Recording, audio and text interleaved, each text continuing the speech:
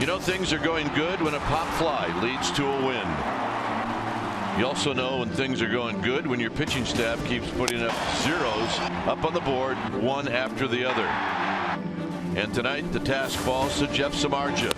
The Shark will face the same team he shut down last week. Giants-Padres next.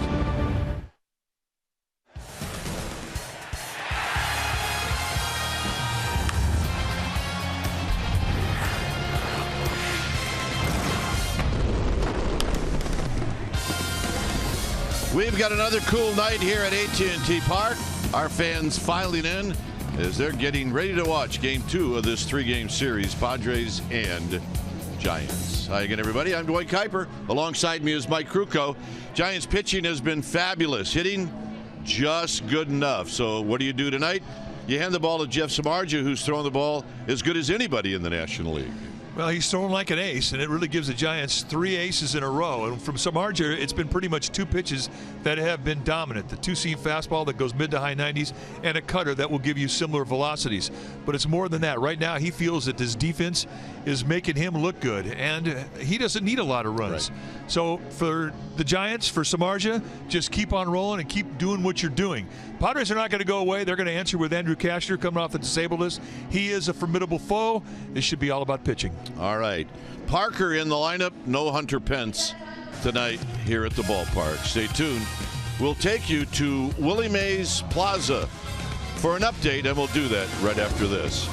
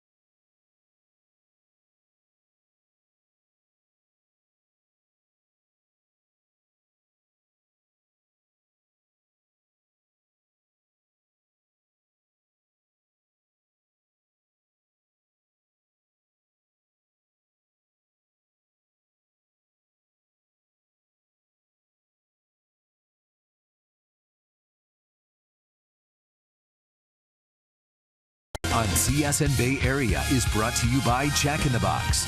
Taste the Baconlicious Sourdough Bacon Ranch Combo only at Jack in the Box. And by Toyota, the full-line automaker with the longest-lasting vehicles in America. Toyota, let's go places. Your San Francisco Giants are playing great baseball. They've won 11 of their last 12. Tonight, they give the ball to the Shark. He's going to be on the hill for Game 2 of this 3-game series against the San Diego Padres. Welcome back to the broadcast. I'm Amy Gutierrez. Now, if we're going to talk about pitchers who rake, then tonight's starter, Jeff Samardzija, definitely deserves to be in the conversation. He proved how much hitting means to him when he broke a bat over his leg after striking out earlier this month. He's not the first to do it. He won't be the last to do it. We're curious if you think his break was the best. It's our T-Mobile greater coverage of baseball moment. Here it is. We're going to show you May 3rd in Cincinnati. Strikes out, not happy, snaps the bat in slow motion. Now compare this to 1985, Chili Davis, now the hitting instructor for the Red Sox. According to Chili, that bat weighed 37 ounces and was brand new. Samardzija's bat weighs 31 ounces. So if I get a vote, I'm saying both very manly, but Chili gets it because his break was pure beastly. Quick note, Mike Krukow started that game and was in line for the loss until Rob Deere hit a 3-run walk-off home run. Lineups, first pitch, Jeff Samardzija, Krukow Pipe, all coming your way.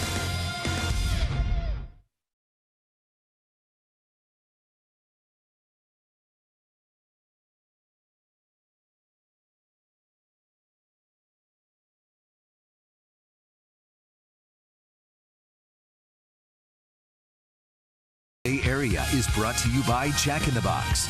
Taste the Baconlicious Sourdough Bacon Ranch Combo only at Jack in the Box. And by Toyota, the full-line automaker with the longest-lasting vehicles in America. Toyota, let's go places. Your San Francisco Giants are playing great baseball. They've won 11 of their last 12. Tonight, they give the ball to the Shark. He's going to be on the hill for Game 2 of this 3-game series against the San Diego Padres. Welcome back to the broadcast. I'm Amy Gutierrez. Now, if we're going to talk about pitchers who rake, then tonight's starter, Jeff Samardzija, definitely deserves to be in the conversation. He proved how much hitting means to him when he broke a bat over his leg after striking out earlier this month. He's not the first to do it. He won't be the last to do it. We're curious if you think his break was the best. It's our T-Mobile greater coverage of baseball moment. Here it is. We're going to show you May 3rd in Cincinnati.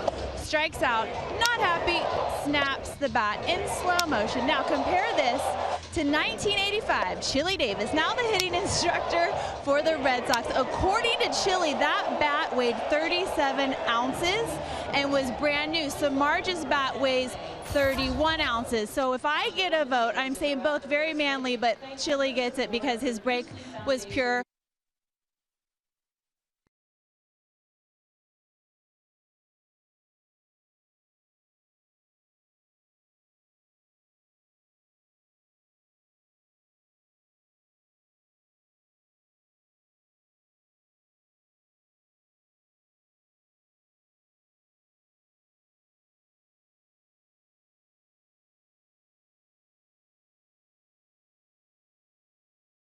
Is brought to you by Jack in the Box. Taste the Baconlicious Sourdough Bacon Ranch Combo only at Jack in the Box. And by Toyota, the full-line automaker with the longest-lasting vehicles in America. Toyota, let's go places. Your San Francisco Giants are playing great baseball. They've won 11 of their last 12. Tonight, they give the ball to the Shark. He's going to be on the hill for Game 2 of this 3-game series against the San Diego Padres. Welcome back to the broadcast. I'm Amy Gutierrez. Now, if we're going to talk about pitchers who rake, then tonight's starter, Jeff Samardzija, definitely deserves to be in the conversation. He proved how much hitting means to him when he broke a bat over his leg after striking out earlier this month. He's not the first to do it. He won't be the last to do it. We're curious if you think his break was the best. It's our T-Mobile greater coverage of baseball moment. Here it is. We're going to show you May 3rd in Cincinnati. Strikes out, not happy, snaps the bat in slow motion. Now compare this to 1985. Chili Davis, now the hitting instructor for the Red Sox. According to Chili, that bat weighed 37 ounces and was brand new. Samardzija's bat weighs 31 ounces. So if I get a vote, I'm saying both very manly, but Chili gets it because his break was pure beastly. Quick note, Mike Krukow started that game and was in line for the loss until Rob Deere hit a 3-run walk-off home run. Lineups, first pitch, Jeff Samardzija, Kruk and Kuip, all coming your way.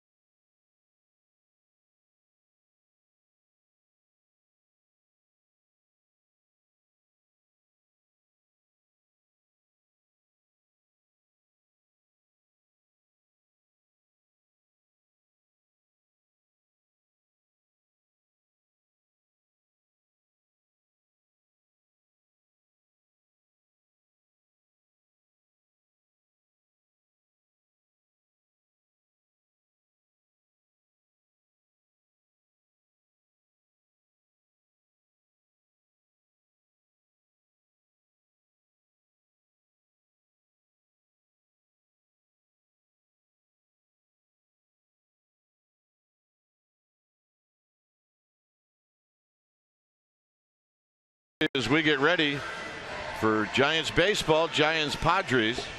Our game time weather is presented by the Santa Cruz Beach Boardwalk. Get to the beach. The admission-free boardwalk is open daily, and that's starting on Friday, May 27th. 59 degrees here at the park. See the winds a bit brisk, humidity at 72%, and it is overcast. So Giants are waiting for Jeff Samardzija to lead them out. And now he does. And the lineup that Samardzija will be facing looks like this. It'll be Jay Amarista and then Matt Kemp. You can see his RBIs on the road. Pretty impressive. It'll be Solarte Upton and then Brett Wallace. Derek Norris, who'll hit in the 7th slot, then Alexei Ramirez 8th, and Andrew Kashner just off the DL. On the hill tonight for the Giants will be the 6'5", 225-pound, 31-year-old Jeff Samardzija. The 2014 National League All-Star, going to make his 10th start of the year. 6-2 with a 2.66 ERA. Look at the strikeouts, 55 against 13 walks, and just 53 hits and 64 in a third inning. So how's he doing it? Doing it with a fastball that'll go 92 to 97. That's a two-seam grip. He'll also cut it from 90 to 95 or 6. The stuff's been electric, and not only that, but he's been crisscrossing both sides of the plate, using corner command with both pitches. He also has a slider and a changeup. Lifetime against these Padres, 5-1 with an ERA of 3.14. and he is on a personal roll. Last 2 ball games, he has gone 8 innings in both outings. He's just given up 11 hits in the 2 games and a couple of runs with 11 strikeouts and no walks. Just take a look at the defense, which has been spectacular of late. Tonight, the version playing behind Jeff Samardzija looks like this. Jared Parker just activated today with Pagan going on the disabled list. Will be joined by Span and Blanco. That's your outfield, with Hunter Pence going to get another couple days off with a tight hamstring. Crawford Duffy on the left side of the infield. Panic and Belt on the right side. Buster Posey, he'll be in the squad, putting down the signs. Dressed up, ready to go.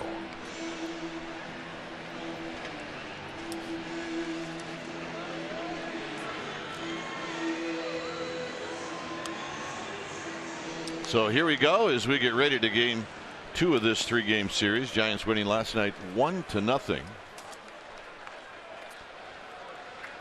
See, home win streak against the Padres.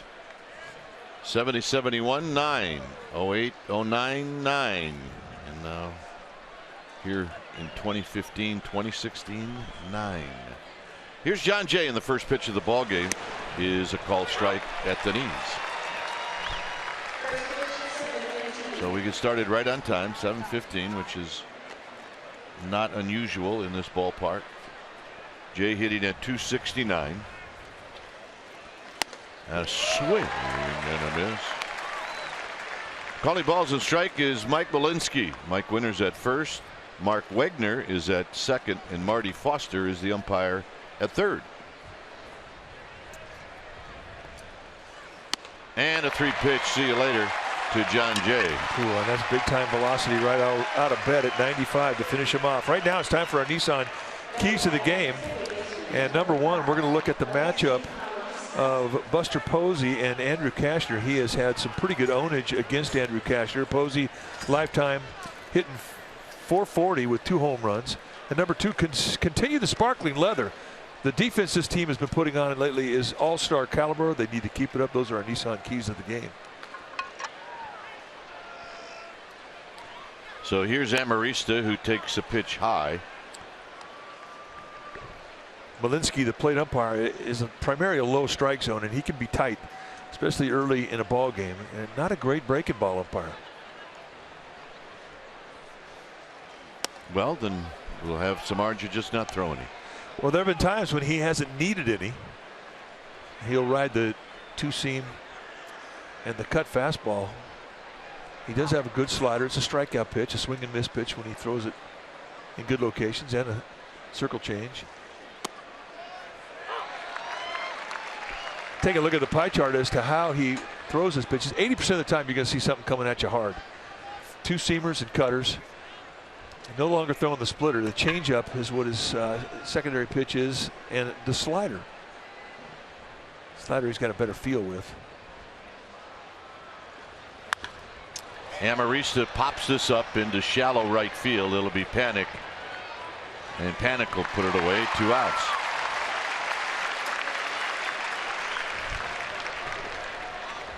And that'll bring to the plate Kemp. Kemp in the ball game yesterday went 1 for 4. He got the first hit of the game off of Johnny Cueto. With the crab sandwich, you have to get an early start because it's so big, and then you finish it by about the 7th. They're good. See what these ladies were doing. They said, "You think you're going to get me chewing on something on camera? It ain't going to happen." Veterans.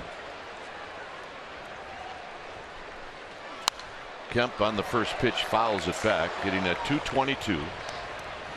10 home runs, 30 runs batted in.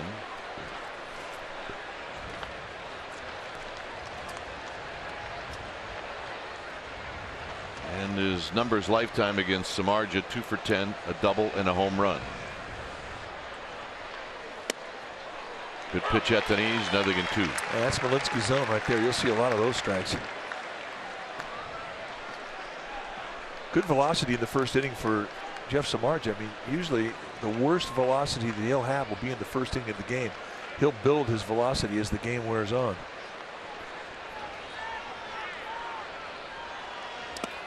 In the dirt, a 1-hopper, 1-2.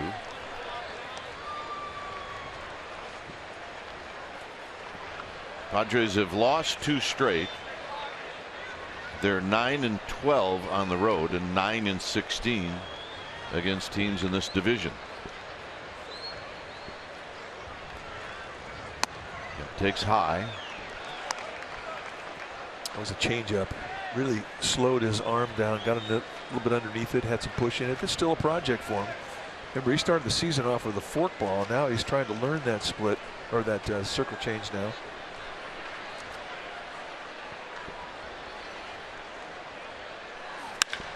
Hammered to left, down the line and off the top of the wall. It's a fair ball. And Parker's throw into second. They got him! Wow. Unbelievable.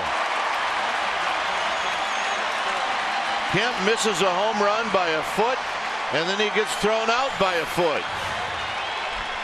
Jared Parker's got a great arm. A one-hop great dig out by Panik, puts the tag on, and Samardzij's loving every bit of it.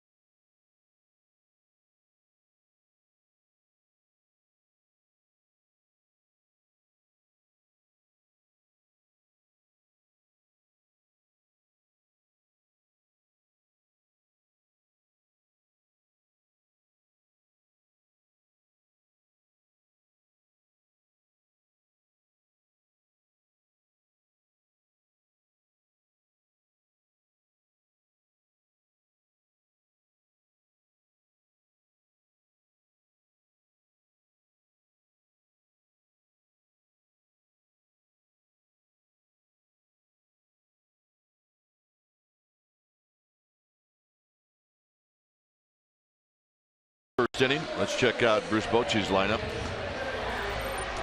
Span will lead it off, followed by Panik, Duffy, and then Buster Posey, and good numbers for Buster against Cashner.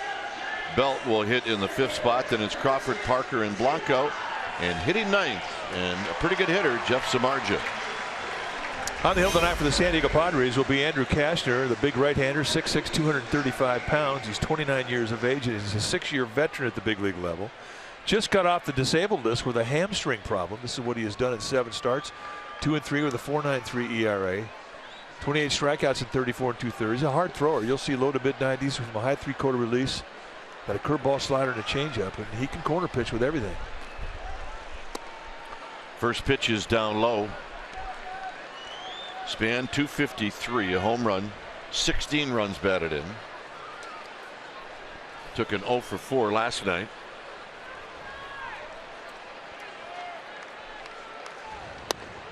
And low again, 2-0. Giants last night winning 1-0. Padres had 2 hits. The Giants only had 5. And 2 of those hits were bloops in the 9th inning. Span rolls this one to the second baseman, Amarista, and he's retired. Taking a look at the Padres defensively tonight, starting in their outfield from left to right, it'll be Upton, Jay, and Kemp. Great arms on the corners. Ramirez and Solarte, they'll be on the left side of the infield. Amarista and Wallace on the right side. Derek Norris, he'll be in the squad, putting down the signs. Panik hitting 259. Did not start the game yesterday at second, but did get in. Had 1 at bat and went 0 for 1, and here he takes a strike. 5 home runs, 19 runs batted in.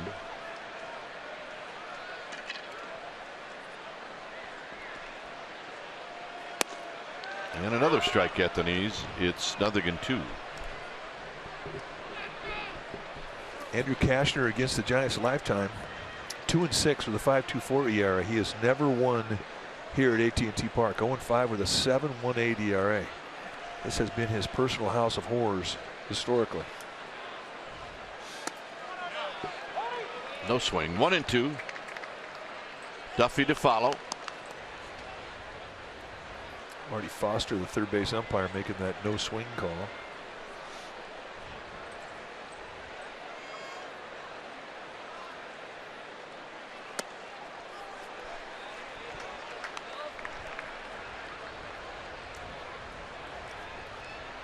Duffy chucking up in the on-deck circle.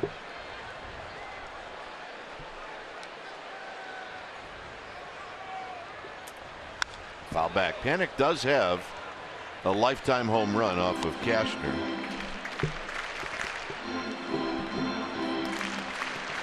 How does Cashner come at you? Well, a lot of fastballs. 72% of the time you're going to see a fastball he will 2 and 4 seam, and then the other 3 specialty pitches. What a nice play by Wallace at first, and Panik's retired. Well, let's take a look at another nice play. This is the play that ended it. That's our Toyota Exmo, brought to you by your local Toyota dealer. And Parker comes over, plays the carom beautifully. Just got activated today. But I think the play that was really stellar was the dig off the one hop from Joe Panik, and then to come back in and put the tag on. Really a Gold Glove caliber play from Parker. Welcome back. Makes his presence known immediately with his arm. Here's Duffy, who takes in tight. Duffy 2 for 4 last night.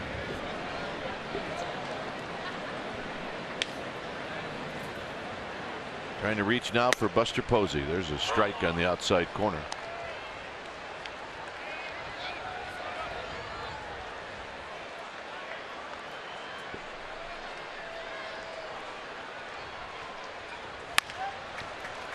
To third, foul. Again, the exaggerated defense by the Padres. We've seen him do it in every game against the Giants. It really hurt him last night on the last play. But no center fielder. Look at the room on the left side down the line. I mean, if Matt Duffy started pulling the ball, it would be there for a while. The whole league really is starting to swing him to the right side, especially in the National League West.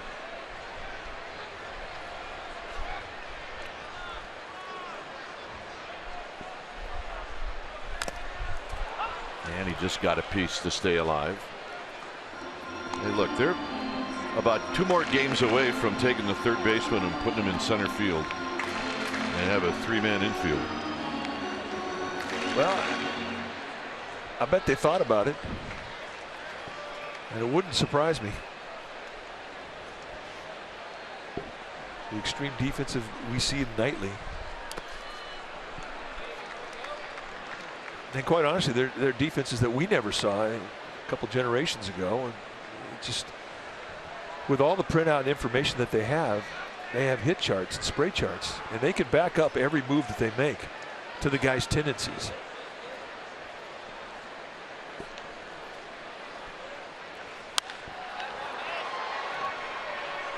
Kemp, Wallace. Wallace drops it. Duffy will get another chance.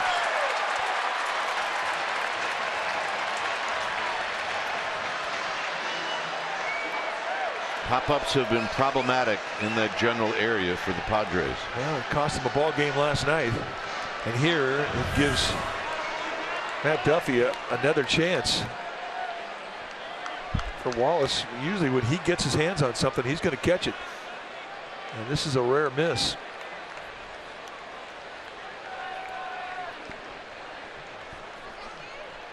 Does everything right, and it ends up wrong. On the ground to third.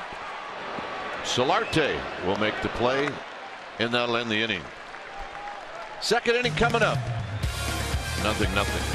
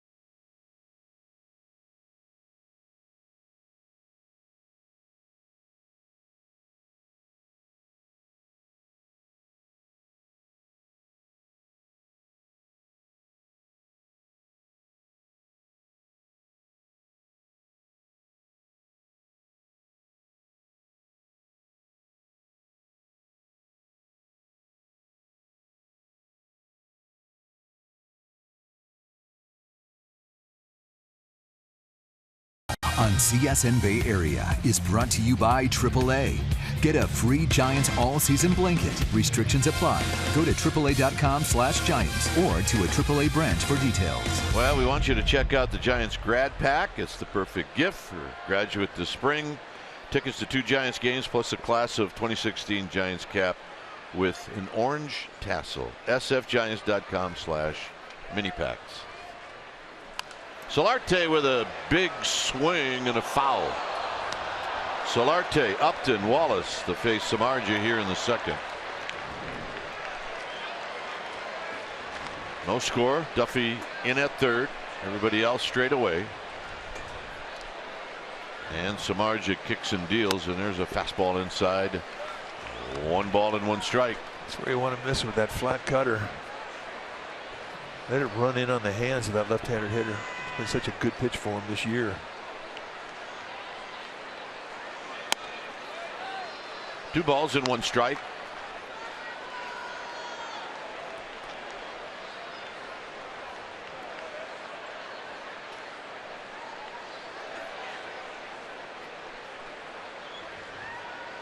And the 2-1 pitch, swinging a soft line drive that kind of knuckled on Panik, and he adjusts and he makes the catch.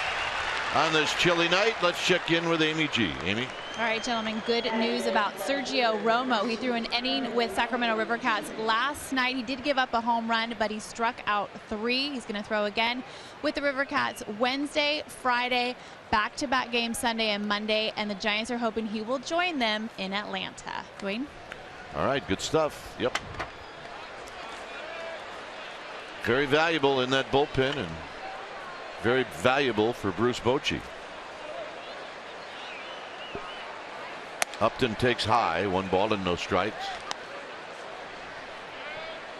Upton hitting .259.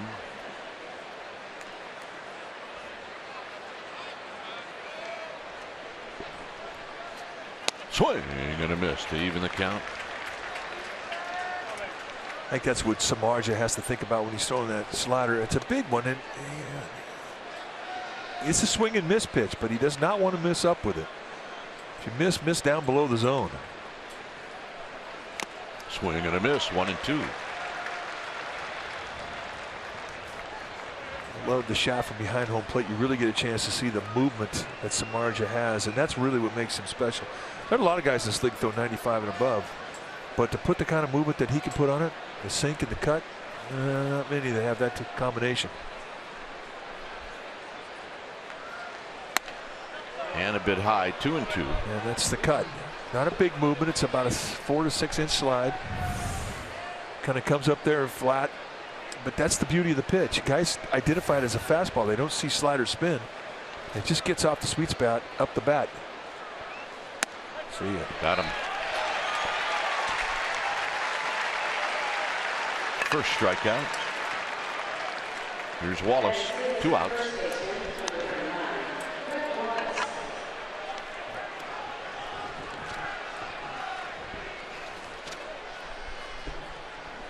Wallace at .205, lots of power, 3 home runs, 9 runs batted in. Wallace played third base last night and against Cueto went 0 for 3.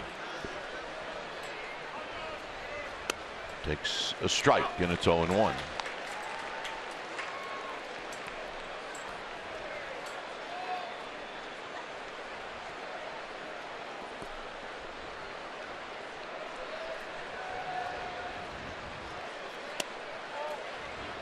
On deck, should Wallace reach, will be Derek Norris. Dodgers and Reds are underway at Dodger Stadium. Dodgers taking an early 1-0 lead on Cincinnati. Here's the 1-1 to Wallace, and Wallace takes wide. Overshift is on. Duffy playing the shortstop position. Panik playing right field or shallow right.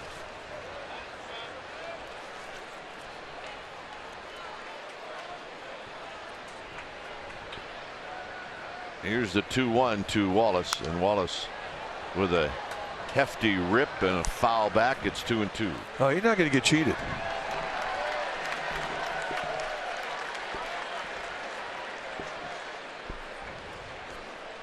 And he's got good power.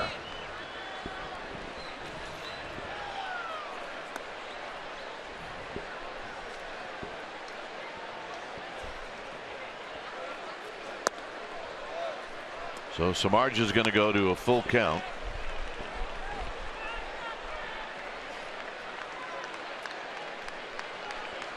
Derek Norris would love to hit this inning.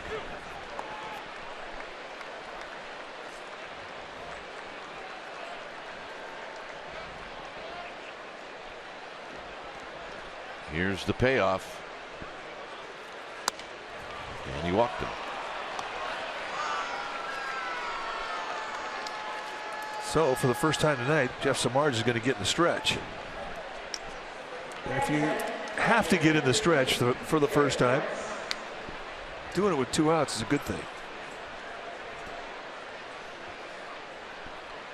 Norris, tough luck. He's hit the ball pretty well in this. Well, the series is just 1 game, but last night Norris went 0 for 3. Crawford made some nice plays off the bat of Derek Norris.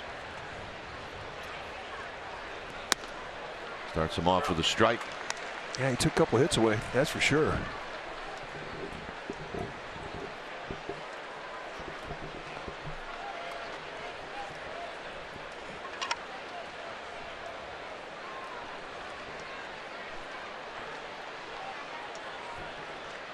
The 0-1 to Derek Norris.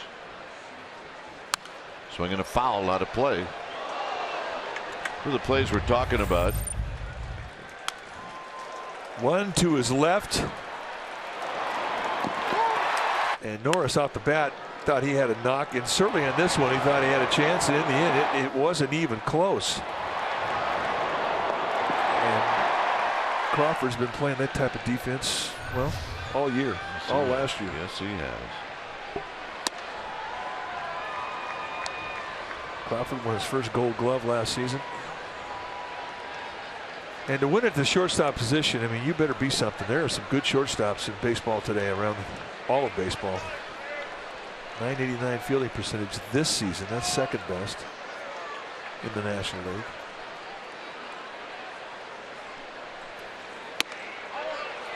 Just inside, 2-2. Samardzija thought he had that one. You're not going to get a lot of belt high strikes from Malinsky, plate umpire, and I think he didn't call us because he thought it was high. That is too high for his zone. And because he doesn't give the high pitch, it becomes a tight zone.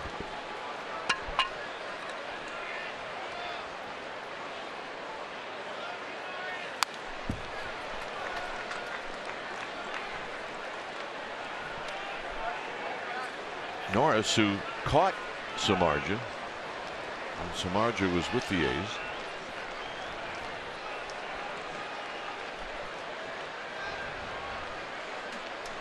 Used to think that had to be an advantage, but no, it's not.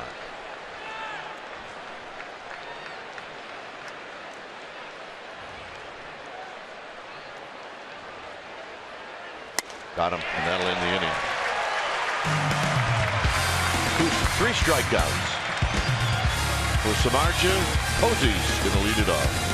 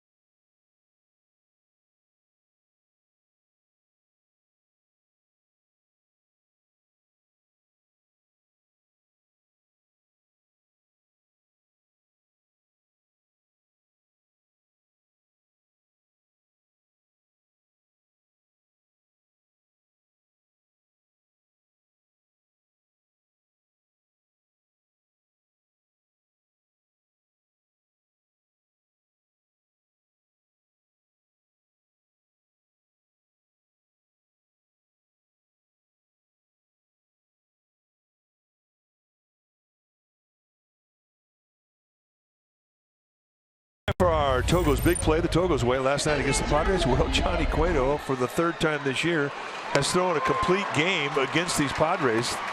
Last night's two-hitter shutout, struck out 6, and the 3 starts he's had against the Padres, 3 complete games, 2 of them have been shutouts. That's our Togo's big play, the Togo's way. He's having fun. Look at those notes on Johnny Cueto, the Giants starting pitchers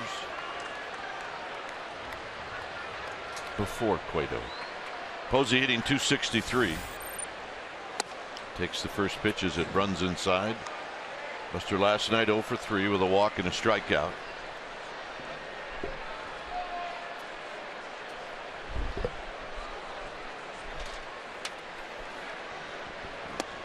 And a strike. Belt to follow.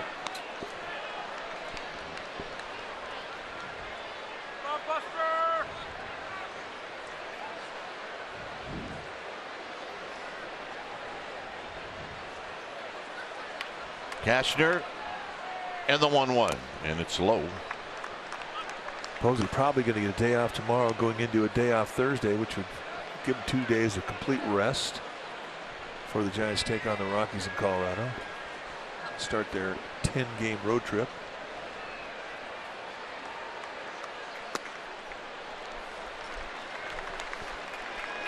That's been pretty much the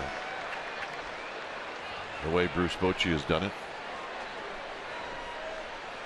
Remember the last time the Giants went into Denver, Posey bounces it to third for Solarte.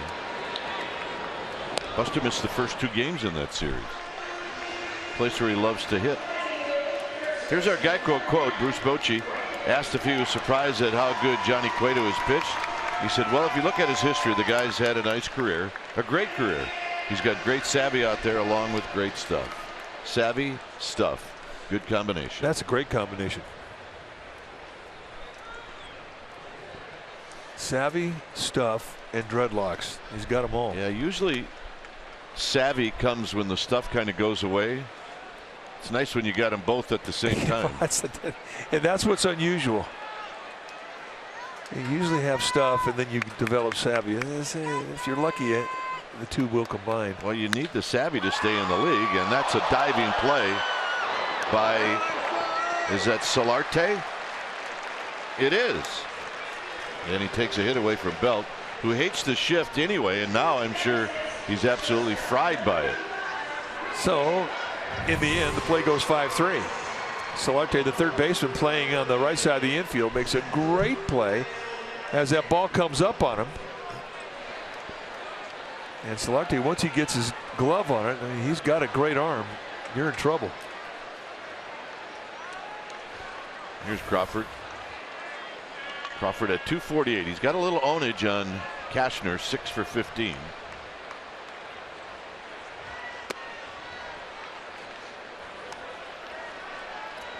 This kid's ready. Come on. Oh, yeah.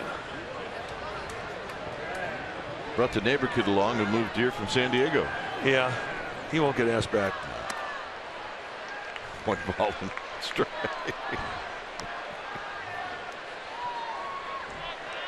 You got to be, just play your cards right. You got to wear the right stuff, and you got to act properly. Otherwise, Johnny's staying home the next time.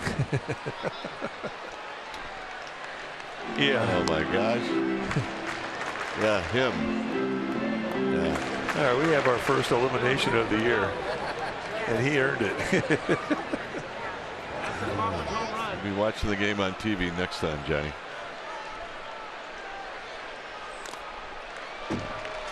Crawford get hit? No, it's ball 4.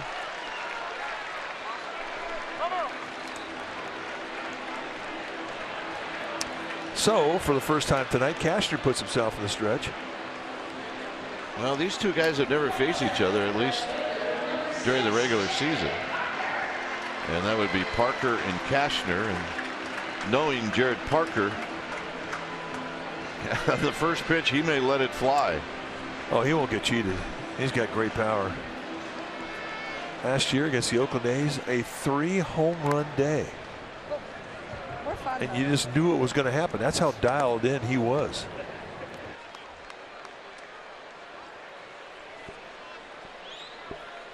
Overshift is on for Parker. Again, Solarte moves to the right of second base. And Parker with a bunt. And that I'm hugely disappointed in. And I'm sure so is the manager. Second inning coming up. Come on.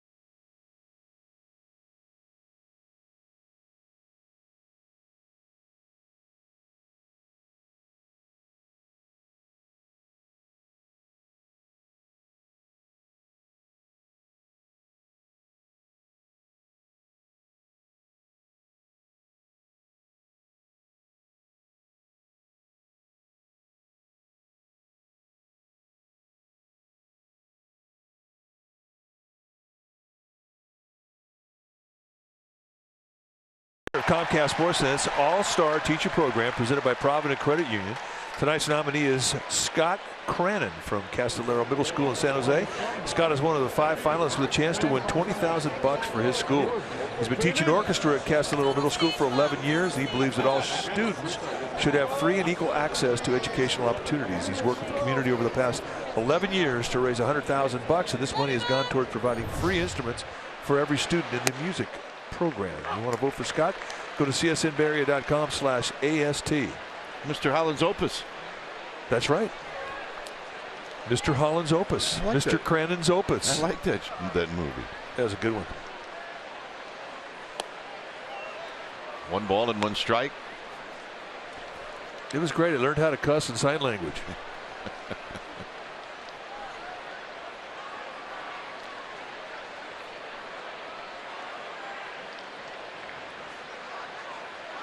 Foul back, 1-2. Ramirez got hit last night by Cueto. Watch this ball come up and hit him right on the wrist. On the left wrist, and quite honestly, I'm amazed that he's in the lineup tonight. I mean, he really took a direct hit.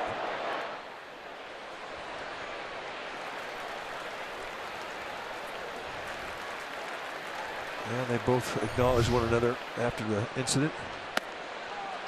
But hey, that's where you have to pitch Ramirez. He's a middle away guy, and he's got power. You got to try and run that ball in on his hands.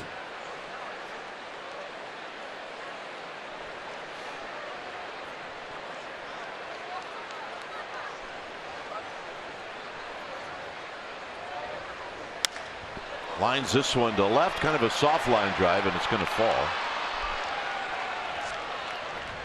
Ramirez opens up to third with a base hit. And that means Cashner is going to be asked to bunt. Little slider on the outside corner. You can see how far he'll extend out. Not a lot of lower body to swing. But hit them where they ain't, as they used to say. Cashner's 2 for 10 on the season.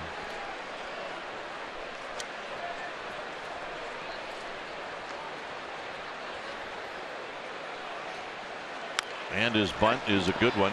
And Belt is going to throw over to Panik. So on one pitch. 3-4. Nice job. Speeds up the game. Keeps it in a good rhythm.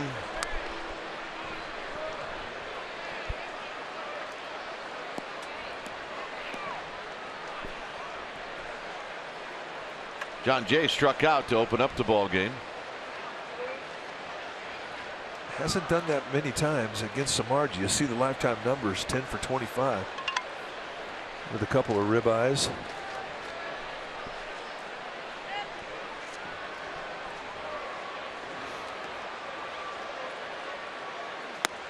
First pitch strike, and it's 0-1. 4 pitches, 4 strikes to Jon Jay tonight.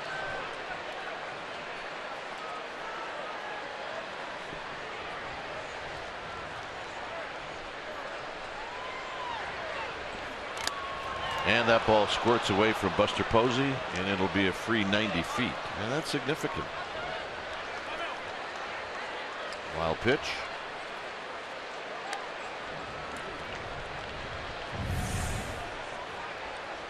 Yeah, just sort of one hop Posey, who tried to get after it with a backhand, not get a body in front of him. Almost went over the backstop.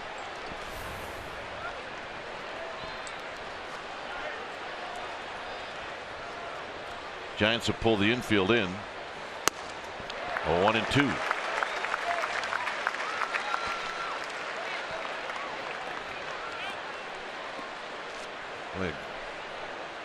Some 20-inning streaks. Yeah, the Giants pitchers with 20 scoreless innings on the line, and the Padres haven't scored in 20 innings.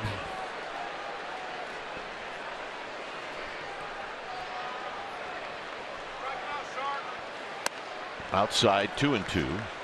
Well, you said the 90 feet you got by the wild pitch did change things. It becomes a strikeout situation in the mind of Samardzija, and it also alters the defense in the infield. That's a lot that can happen, giving up that 90 feet between second and third.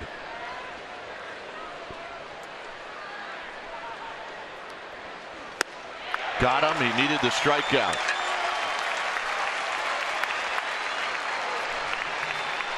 So with 2 outs, the infield can relax back.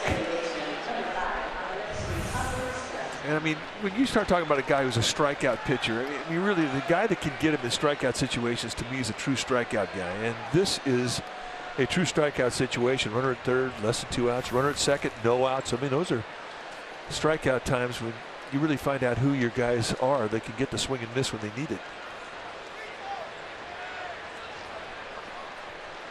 Amarisa popped out in the first inning, so Samardzija not out of the woods yet. And there's a fastball that looked like a strike. 1 ball and no strikes. Not many high strikes tonight.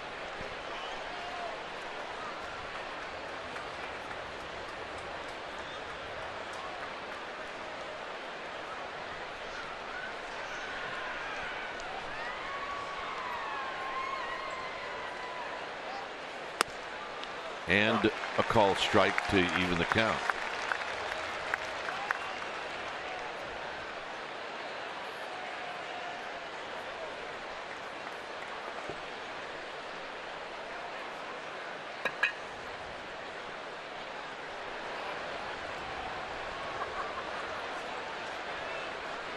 Samardzija at the belt, swinging a tapper to Panik, and the streak will continue for both teams. For the Giants, Blanco's going to lead things off. It's 0-0.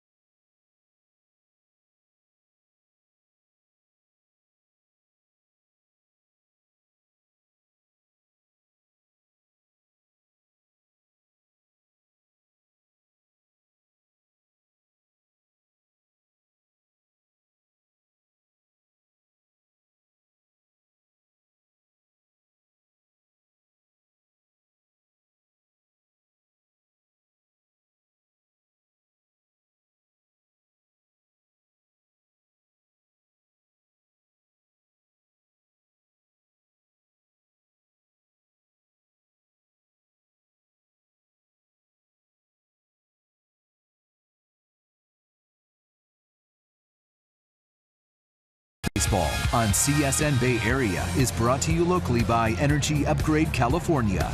It's easy to stay golden at energyupgradeca.org. Well, Giants fans, next time you want to grab some seats, get the StubHub app. Not only will you find seats you'll love, whenever you want, you can find the best seat for your buck when you sort out by best value. Get the StubHub app today. Here's Blanco, and Blanco will take high. No score as we go to the home half of the third inning. Giants do not have a hit. They've had a base runner. And a strike to even the count. Blanco 4 for 16 against Cashner with a couple of doubles.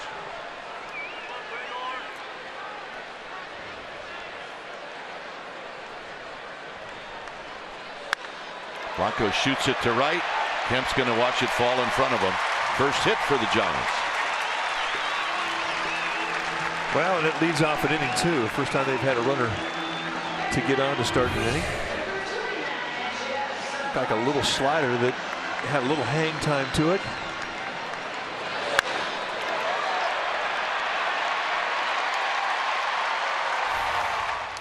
Samardzija is 4 for 28. Here he's going to try to lay down a bunt, and he does. And Cashner will recover and throw him out. Almost got that ball past Cashner.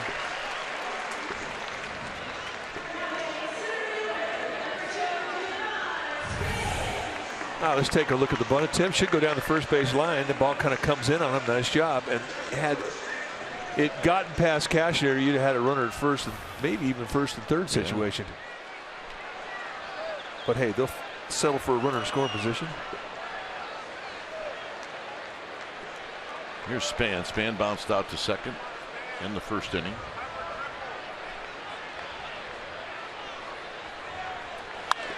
And he pops this one back and out of play.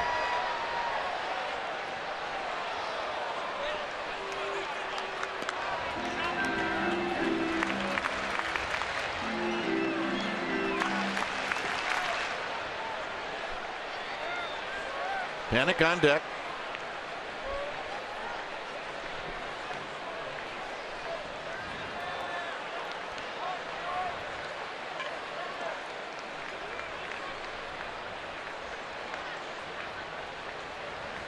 Cashner takes a peek at second. And it's low. 1 ball and 1 strike. Changeup has not really been there for him yet tonight. And every pitch that you have, you may not have it at the start of the game. You might not pick it up till the 4th or 5th inning. But you keep throwing it, testing the water, see if you can get a feel for it.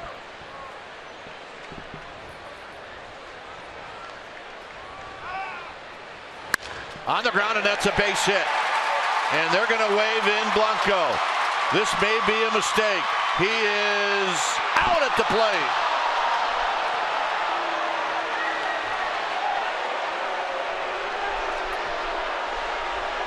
Blanco doesn't think so. I'm sure the Giants in their clubhouse will take a look at it. Well, it's always a gamble when you're taking on Upton or Kemp. I mean, they have such strong arms and they have such great accuracy. I think he's safe. I think that left foot got in there. Yep, I think he is. I think that's exactly what he was making the issue about.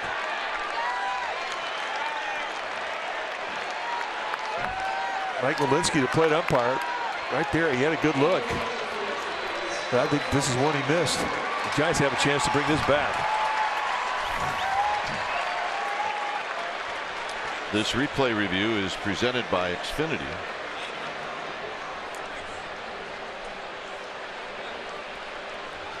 He's got a good arm and an accurate arm.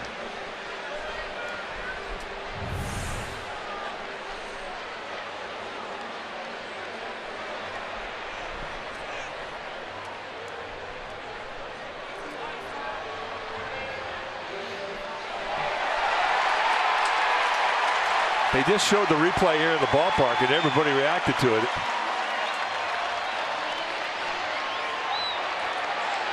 Got to hit that corner of the plate, and if he did, then he's safe.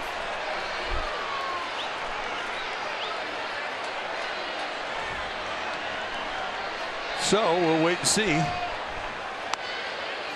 They're kind of blocked off here by Walensky. No, not really. No, he's safe. That's the one that really, I think, is most definitive. Absolutely. So it really wasn't the front foot. That didn't matter. No, it was the back foot, the left foot. So they'll look it over, and we wait. One thing we've learned about replay is there's no guarantees. Well, and, you know, the sad thing about it, and it's not fair, but I think going into the whole replay system, we thought there was going to be guarantees. And it turns out that that's unfair to think that. Safe. So Spann gets the RBI, and it's 1-0. And it was not for lack of a great throw from Melvin Upton.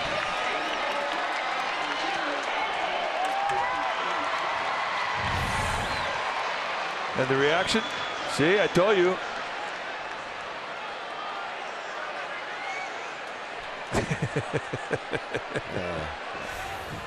I love that reaction. Yep. Here's Panik. We feel you. Yeah, we did that. Maybe not on this homestand, but the one prior, about 8 times. Yeah, it was a rough homestand for the broadcasters.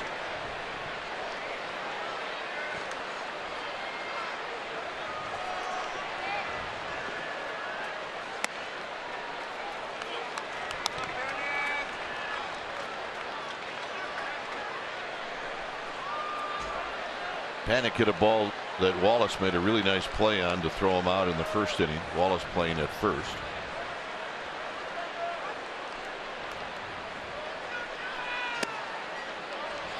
Two balls and no strikes.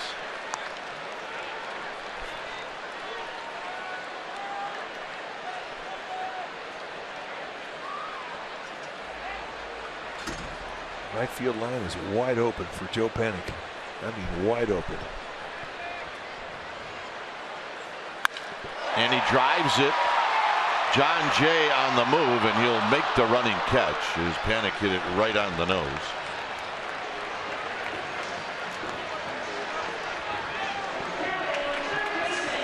Dave Fleming is on assignment. John Miller is here. He'll be in to take care of innings 4, 5, and 6. I'll head over to the KNBR side with Lee Jones. Trevor Hoffman is in the house. Here's Duffy. Duffy with Spann at first and good speed. We'll see if Spann may choose to take off here as Duffy rolls one foul on a half swing.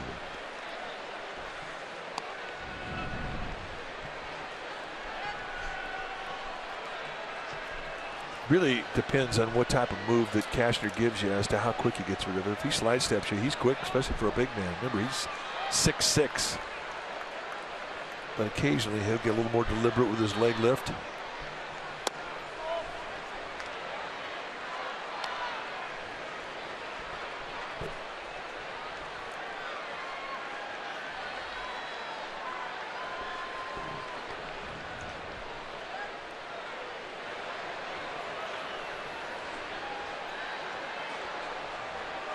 Duffy takes a little low, and that makes it 2 balls and 1 strike.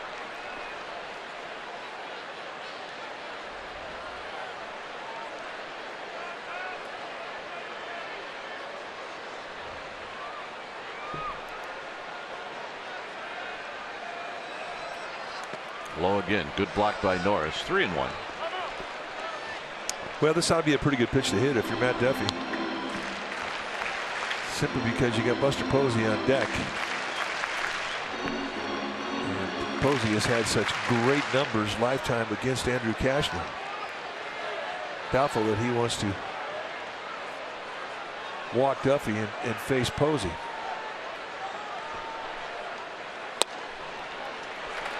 And that's exactly what's going to happen. So an opportunity now for the Giants to have a big inning.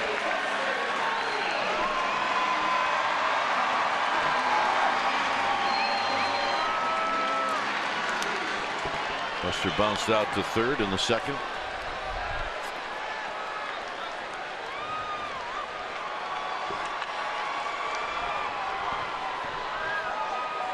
Span at second, Duffy at first. And tight to Buster Posey, 1-0.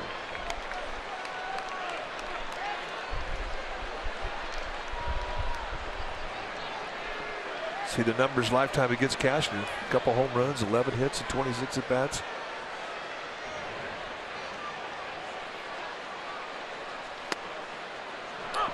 Lays that one on the inside part of the plate to even the count.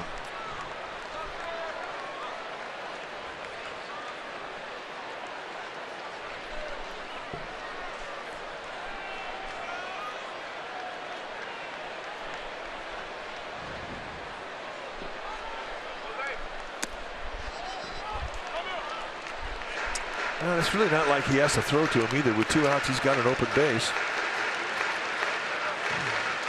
And believe me, Cashner knows the history.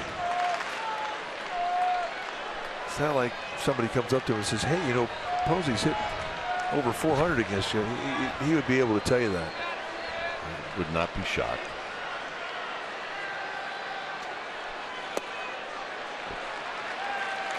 He's got a big time nibble going on right now. He is nibbling on the bottom part of that. Well, below the strike zone. I was going to say bottom part of the strike zone, but he isn't in the strike zone.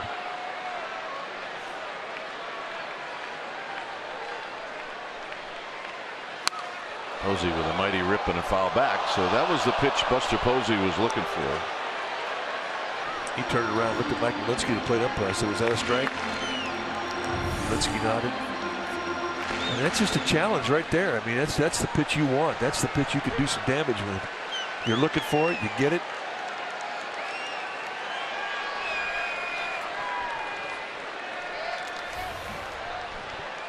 Runners will take off. Tap slowly to Amarista, and that'll end the inning. So the Giants pick up a run on 2 hits. They strand a pair. Span gets the RBI. John Miller will be in. It's 1-0 Giants.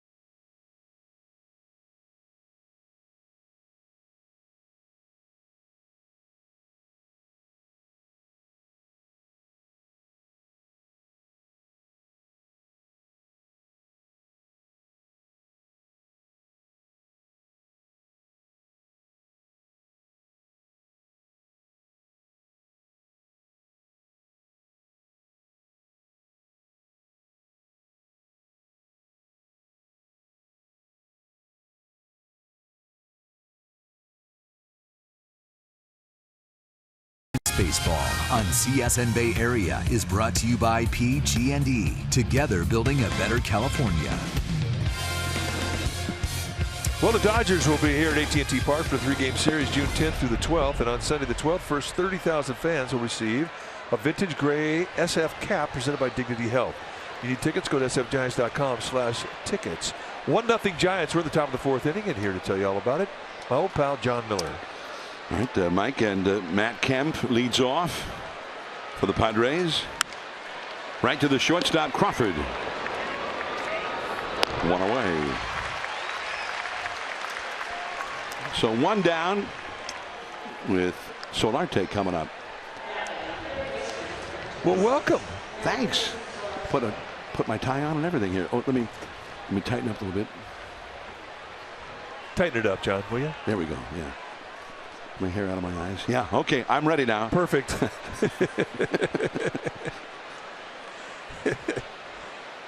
Solarte lined out to the second baseman his first time, and it had crazy action. He had a line drive, looked like he'd hooked it, and Panic took a step to his left, and then the ball started slicing away from him, and he ended up making an excellent catch on it. Kind of dropped to his knee and backhanding it. Yeah, like a 100-mile-an-hour knuckleball. It sort of reminded you of that one that Hunter Pence hit against the Cardinals. I think it was it 2012.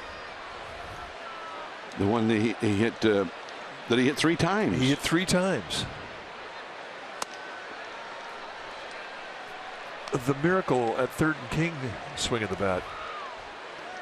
They had that what do they call it, ultra slow-mo machine, and we got to see it in the ultra slow-mo. Hit the bat and broke the bat, and then hit it again and kind of rolled down and hit it a 3rd time, where it finally actually left the bat and headed out into the field. And the hapless Cardinals shortstop had started one side, and that ball had the craziest action, and it went, what, 40 feet away from where he had gone. That's the weirdest thing I'd ever seen. It was reminiscent of that, the way Solarte hit his ball in the 2nd inning tonight, but Joe Panic had a little better success in catching up to it.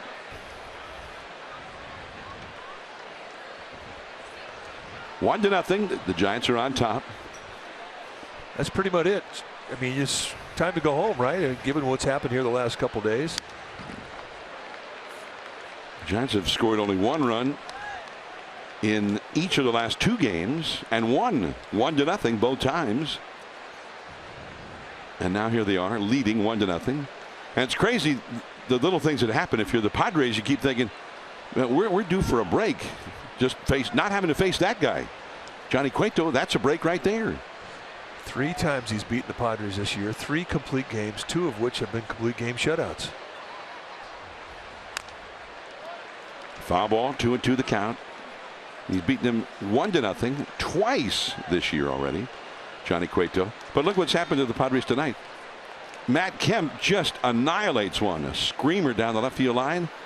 Hits the top of the wall. Doesn't go over the wall. Hits the top of the wall, and then he gets thrown out trying to get a double out of it when he almost had a home run. And that's been part of the thing that the Giants have been doing in this stretch of success. They haven't been hitting a whole lot. The pitching's been great, and the defense has been extraordinary. That really has been the standout of what this Giants team has done during their hot streak. They have really picked it clean with the gloves. 3-2 the count to Solarte, and he gets a walk. Well, we were talking about this. This was Game 7, 2012. Shortstop starts right. The ball goes left. And a couple of runs scored on the play. And a 3rd run scored on the error by Jay. Now watch this. 1, 2, 3. They hit the ball 3 times. Pete Kozma was the shortstop. And I think a lot of Cardinal fans are like, what's wrong with that guy? Going one way, the ball's the other. Well, he's human. That's not where the ball was going. Who knew that would happen to a baseball that just broke the bat and hit the bat 3 different times? Well, one of the things that is hard to explain, and you really can't tell from the stands because you can't see the rotation of the ball when it's hit as a line drive. Right to Belt, double play. And that's the inning. Man, Melvin Upton just hit a shot and into some profound bad luck. Belt is coming up.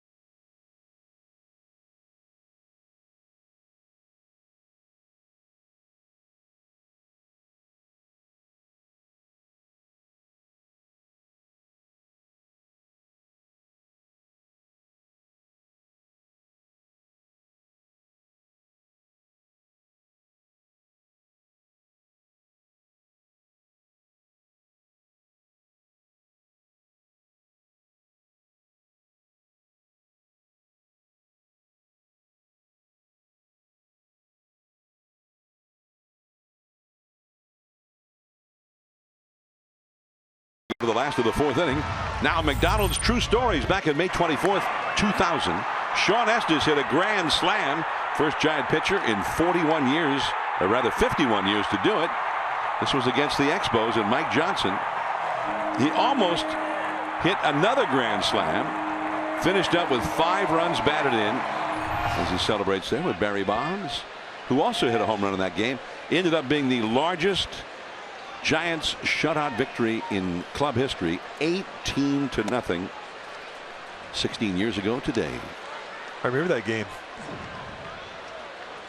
And those are games that a lot of people try to forget, but when you're on the winning side of it, they tend to stand out a bit. Brandon Belt high in the air. Upton. And there's one away. Let's check in with Amy G.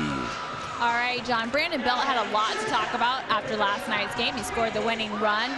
He had to borrow Javier Lopez's glove to play left field. But most importantly, he said how much fun he's having playing behind Johnny Cueto. He said the team was talking about when they had to face him, they despised him. And now they absolutely love playing behind him. He works fast. They look forward to what he's going to come up with on the mound. Brandon Belt said he loves running pickoff plays with him. And Johnny Cueto plays with the spirit of a little kid. Guys, it's funny how that works. Thanks, Amy. And all of a sudden, they love this guy. Yeah, couldn't stand him. Now he's the guy. Yeah, I wanted to finish that point, John, about the line drives that you see from the stands. You know, you watch games on TV and you can see the spin of the baseball. You can see the spin of the slider or the two-seam fastball. But when you're in the field as a defensive player, balls are hit at you, and normally they'll have spin. That's deep down the right field line. Hooking toward the foul pole. It is a foul ball. He's the only guy in this ballpark that's excited about it. Everybody was hoping to be about 6 feet to the left. Let's take a look at this play, however. I think he had him played perfectly. I mean, that's a pretty good play. He had to extend out to the backhand quite a bit.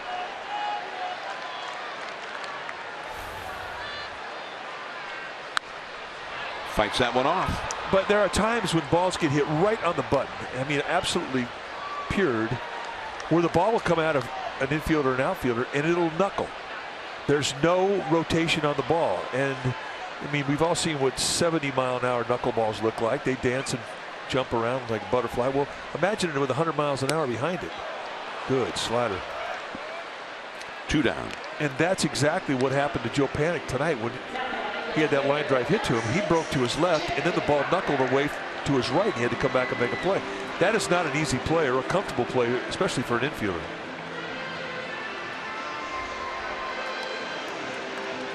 Joe Panik made the play back in the 2nd inning on a ball that was doing just what you're talking about. Here's Jarrett Parker.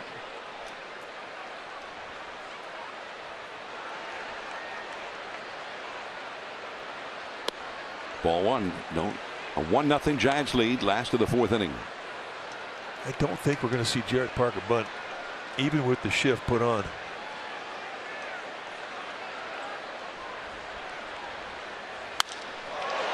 Off the end of the bat, right to Jay in center. And that's a 9-pitch inning for Andrew Cashner. We're heading to the 5th inning now. Samardzija back to the mound, 1-0 Giants.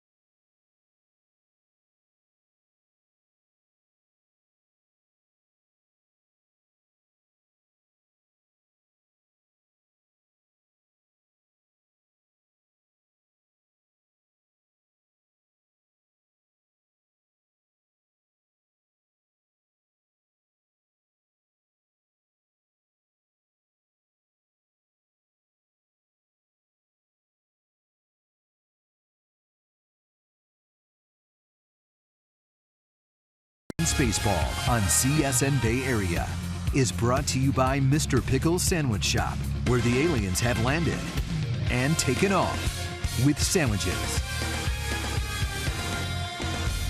Well, MLB TV Premium, the #1 live streaming sports service, delivers everything you have come to expect and more. Check it out at MLB.tv.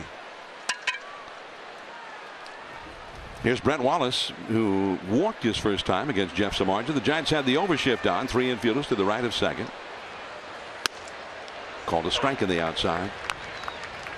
On the out-of-town scoreboard, the Dodgers lead the Cincinnati Reds 3-2 in the top of the 5th in L.A. Mike Bolsinger pitching that one for L.A. and Daniel Wright just up in the minor leagues going for Cincinnati. That is a changeup for a strike. It's 0-2. It's about the 2nd changeup he's throwing tonight. Had a little bit of a sling to it, which is what caused it to go up there high. And that's one of the few rare high strikes we've seen called tonight by Mike Malinsky, plate umpire. Norris and Ramirez to follow. 0-2. Too high. Right where Buster wanted that one. Here's the changeup that was caught right about the belt by Buster Posey, and that was called a strike. Not sure Brett Wallace agreed with that.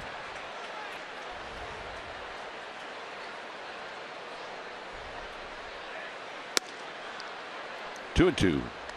The only run of the game scored in the 3rd inning. Blanco led off with a single, got bunted to second by Samardzija. And Denard Span singled him home, hitting a single through the vacated shortstop hole.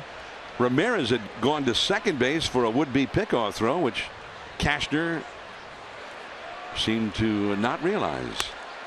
And that is strike 3.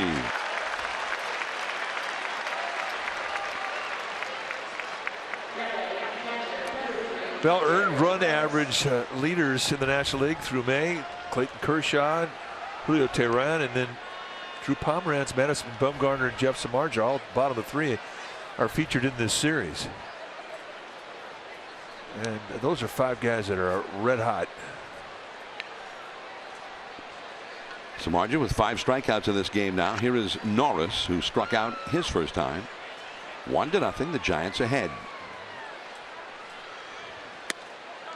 Just off the outside.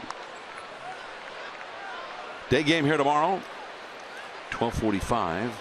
Jake Peavy for the Giants against James Shields. After which the Giants will hit the road. They'll be gone for a while. That one runs way inside. It almost nicked Derek Norris.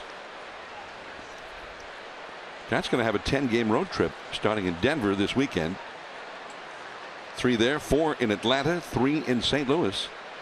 They won't be home again till June the 7th. And the Boston Red Sox will be in town. Wow. It's just blew it right by him. All right, now pitching for the San Francisco Giants, Captain Morgan.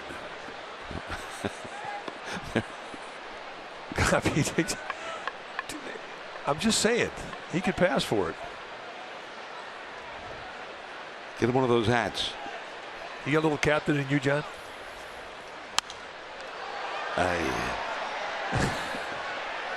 No, not really. In my dreams. 2-2 the count now. I get my grandson all the time. I say, what's a pirate's favorite letter? And he says, R. And I say, no, it's the C. And he laughs. He thinks that's a good one.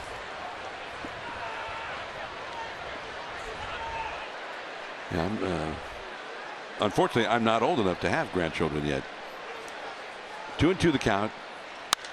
That is hit well. Blanco, it's over his head, off the bricks, and it shoots by him. He quickly recovers, but a double for Derek Norris. Nice swing of the bat right there. Don't see many right-handers take balls off the right field wall here.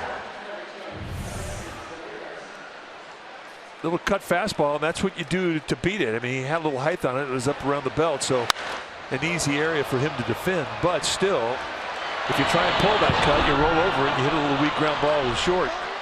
Here, you backspin it off the wall to right, put yourself in score position with 1 out. Nice AB. And it hit just below the bricks, as you can see, off the padding there. So here is Ramirez with 1 out and a runner at second. The pitcher up next. Back out of play. Ramirez hit a single, leading off the 3rd inning. He got as far as third base with 1 out, but Samardzija held the line. They could not get him home. Now he's got a runner in scoring position with 1 out here. And he's the guy they'd like to see bring this runner home with the pitcher up next. Although Cashner is a pretty good hitting pitcher. Joe Panic. Norris over to third with 2 down. And that's the cut fastball, and it did exactly what it's designed to do. Just have a guy identified as a fastball, get out to hit it, and all of a sudden a little 3 or 4 inch slide just gets off the sweet spot towards the end of the bat. And that was perfect execution from Samardzija.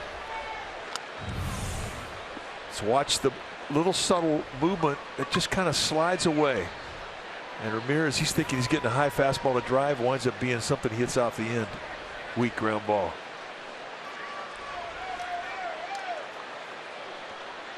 Cashner got a sacrifice bunt his first time. Now he's trying to be the RBI man with 2 down.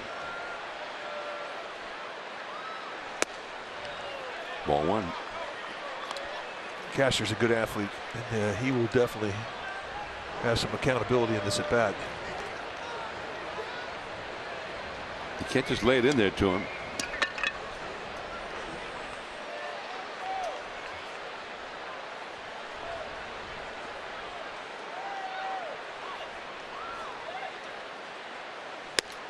On the outside corner.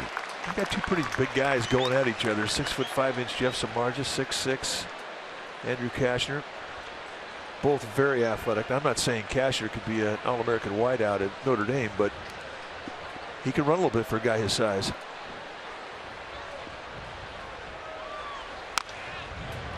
Well, you've got to be aware that he has that ability. We've seen him bunt for hits. And a slow bouncer on the infield. He's going to tear up that line and be a threat to beat it out. 1-2 the count. He's trying to tie it up himself here.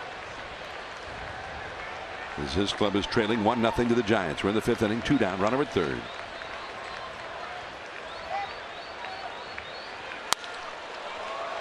Blanco right at the line into foul ground, just behind the bullpen mound.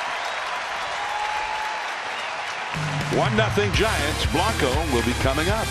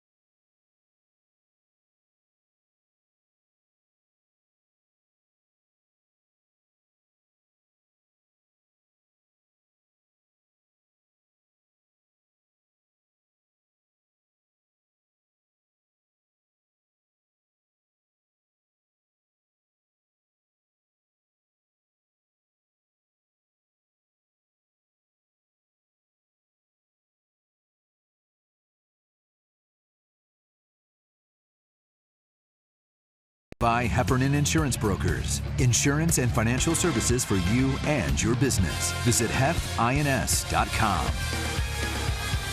Well, the Giants Insider Podcast is live on csnbayarea.com, and you can log on each week as Insider Alex Pavlovich Talks Baseball. It's also available on iTunes.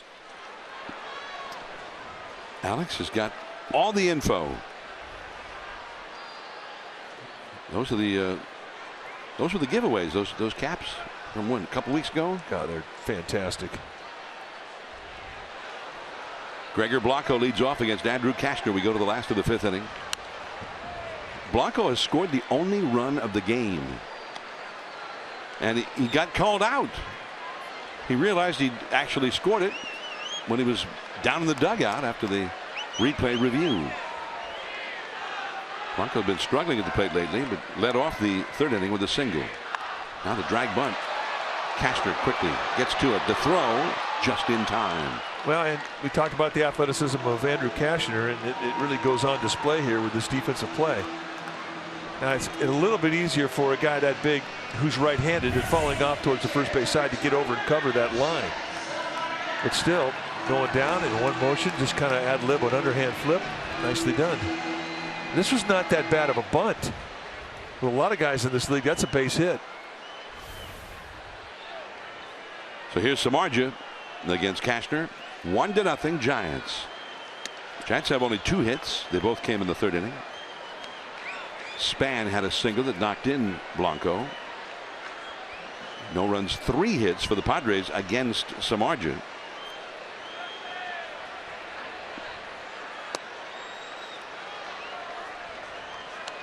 The first Giant that came up with a runner in scoring position was Denard Span. He got the hit. That hit has been elusive for the Giants the last couple of weeks. A hit with a runner in scoring position. Speaking of hits, how did Jackie Bradley do tonight? Jackie Bradley, his team banged out 12 hits. Seems like Bradley must have had some of them. Jackie Bradley coming into tonight's ball game and a 27-game hitting streak going. And tonight he had a double and a single. So the hitting streak continues at 28. He's hitting .346 for the year. Well, it looked like Samardzija just said, it's 3-1. I'm going to go for it. Why not? I mean, he can hit him as far as anybody. It's pretty fun to watch Giants batting practice. I mean, he's almost as good as Bumgarner with the long ball. I mean, he can hit him as far. And he gets the walk.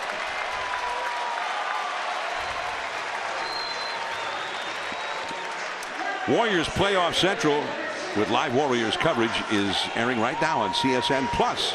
CSN Plus can be found on Comcast channels SD 105 and HD 780, DirecTV 696-1, and AT&T 771 SD and 1771 HD. If you can't find CSN Plus, log on to csnbayarea.com or call your local cable provider.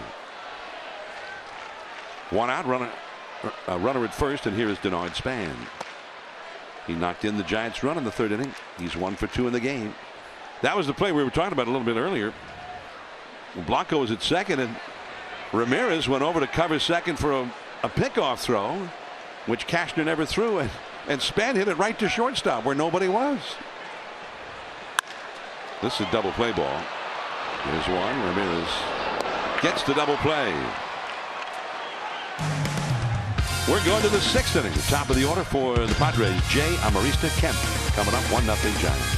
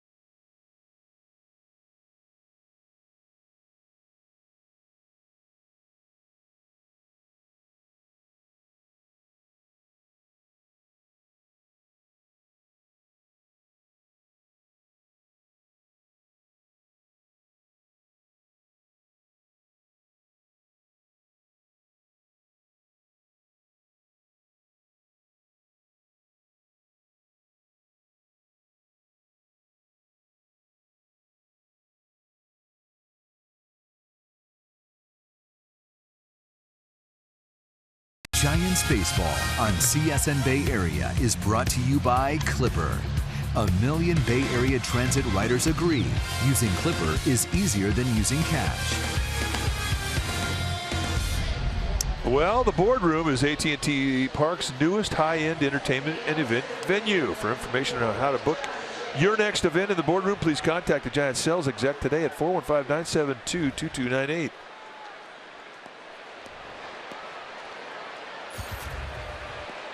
Jeff Samardzija back to the mound, top of the order for the Padres here in the 6th inning.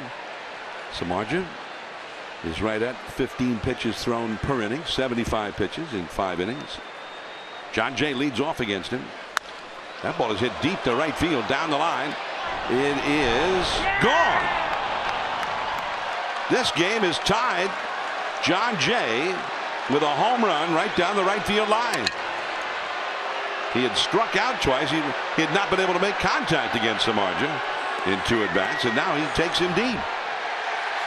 Now he was putting him away pretty consistently with two-seam movement running away from him earlier in the first 2 at-bats. Here's to get it in first pitch slider. And it just lingers right in the middle of the plate. And Jon Jay with a little lift in his swing says thank you. Former Cardinal, and he had had a lot of success in the past against Samardzija. He's now 11 for 27 lifetime against him. Second home run of the year for Jay. Samardzija has been pretty good at keeping the ball in the ballpark. He had allowed 4 home runs in 69 1/3 innings before that one.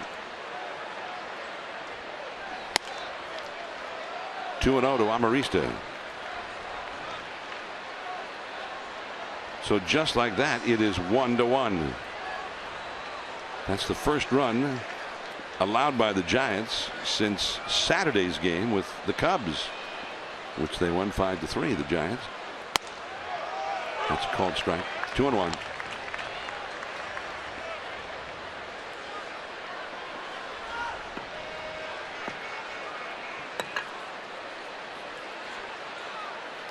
Amarista has grounded out to second and popped out to second. He slams one foul down the right field line into the Virgin America party area down there. Oh, that guy's excited about it. Party had slowed down a little bit until little excitement arrived. Well, I think the party started around noon.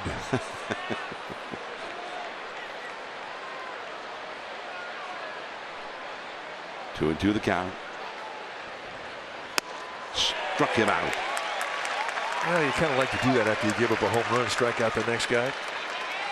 Strikeout number 6 for Samardzija. 5 of those 6 strikeouts have been swing and miss strike threes. It's just a high hard one right there. Two-seam movement. Grab some pie and meat.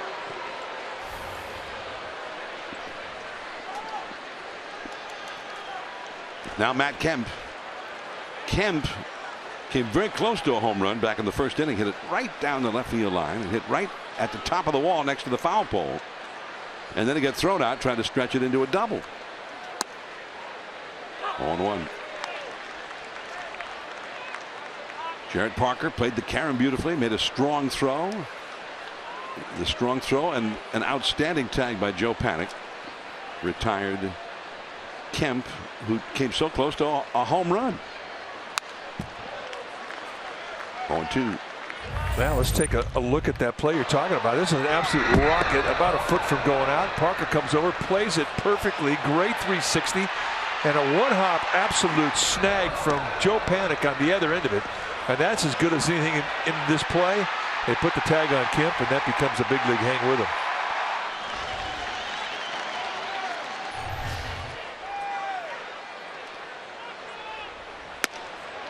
One and two.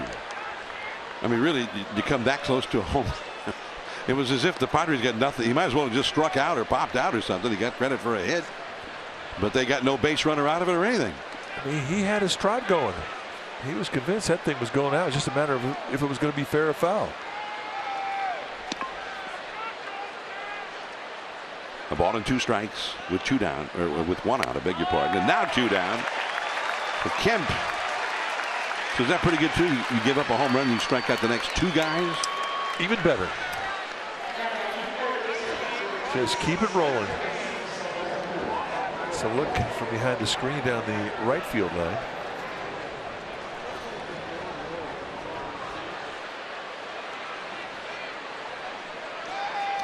Yangervis Solarte. He lined out to the second baseman Panik his first time, and then he walked in the 4th inning. Base hit. That ball was hit very hard. 5th hit for the Padres. 1-1 the score here in the 6th inning.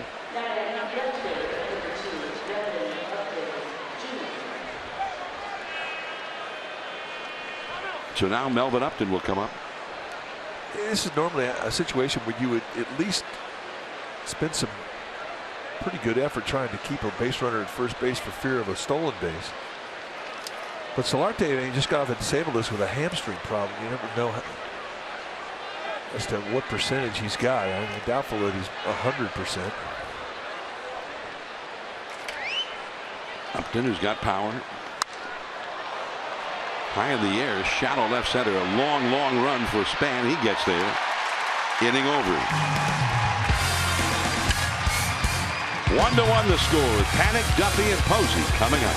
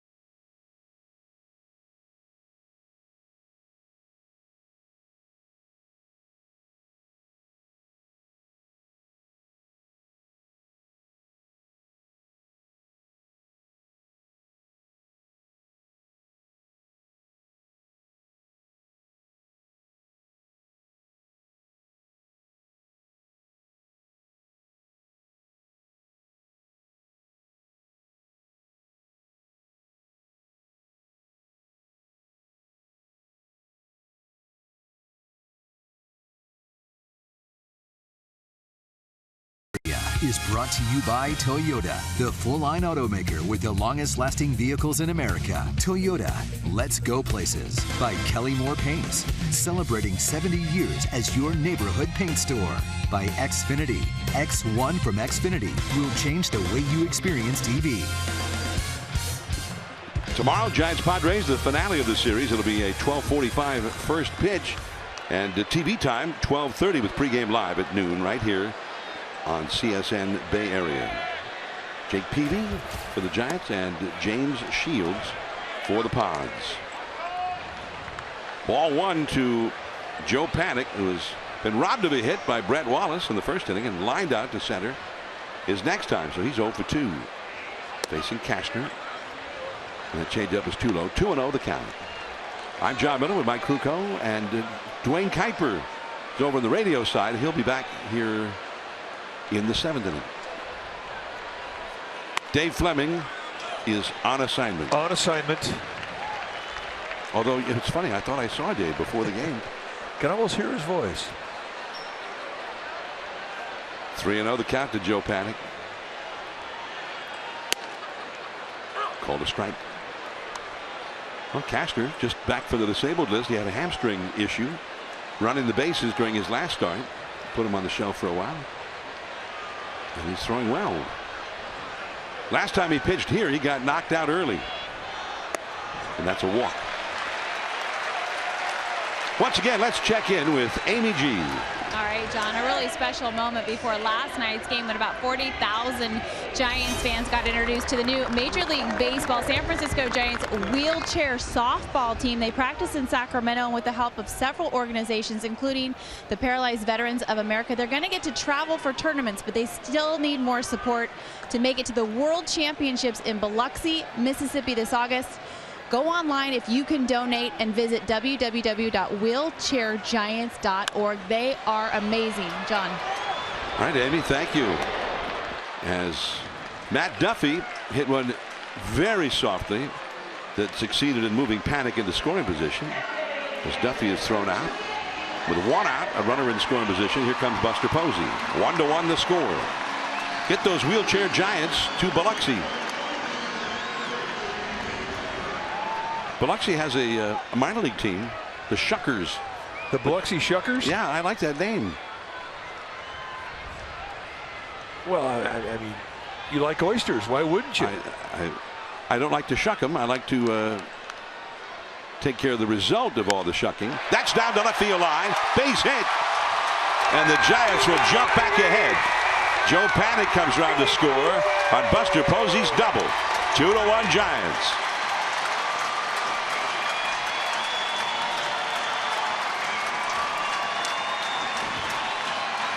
Andrew Cashner trying to steal strike one with a little get-it-in slider. And Posey makes him pay. Actually, that was a curveball, middle in, and that's just a hanger. Posey not fooled at all. An easy score for Joe Panic. And Posey puts himself in scoring position with that swing of the bat. Well, it's the second time the Giants got a runner into scoring position, and that the next guy up knocked him in. It was Span who did so, bringing Blanco into the third. Now Buster here. And the count is 0-1 to Brandon Belt. They don't have the complete overshift on for Belt that they usually have had. Last time up, he hit a fly ball to left. He's 0 for 2. One out, Posey at second.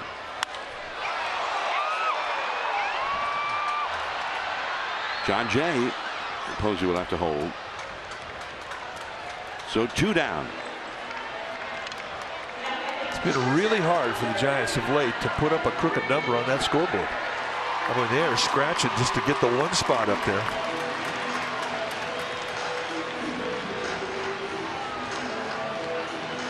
Brandon Crawford down. You know, and it happens where a team will go through a spell like this. What's remarkable about the Giants is that during this spell where they've really had to scratch for runs, they're winning. This is the best win percentage they've had all year.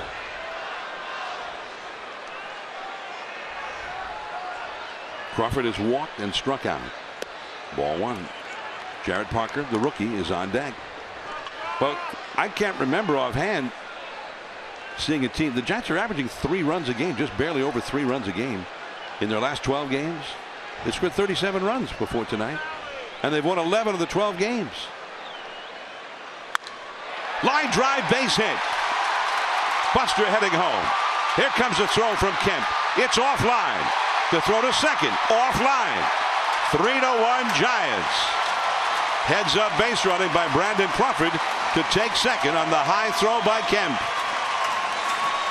That's a hit that has been missing so often as they add on here in the inning. Indeed, the crooked number they're able to put up, and now they're positioned to even add on more. Just a little get-it-in slider. I mean, these Giants are taking advantage as he get it in off-speed pitches. And they're clearly not going up there looking for fastball against Castro. They have a plan, and it's working for them. Bit of a gamble there to overthrowing your cutoff man if you're Matt Kemp. And if you're Brandon Crawford, you look for that as you're around first base. As soon as he saw that ball go over the head of the cutoff man, he never slowed down.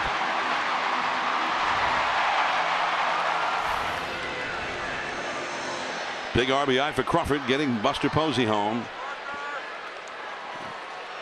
And now Jarrett Parker in the spot where a base hit could knock in another run. Came back, got the inside corner, apparently. 0-1. Two-seam movement, 94, taking out that inside corner. I think when that ball left the hand of Andrew Cashner, Jarrett Parker thought he was going to get a hit by it. Parker is 0 for 2 in the game. Oh. 0-2. He helped him out on that one. Now, 0-1 count, you're going to throw a breaking ball to a guy that doesn't really know your stuff. Try and bounce it on home plate. That's exactly what Cashner did, and Parker could not stop the swing. Parker had 13 homers in 36 games for Sacramento this year.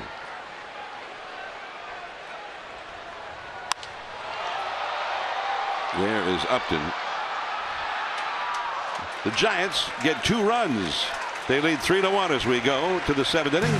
Dwayne Kuiper will return for the radio side.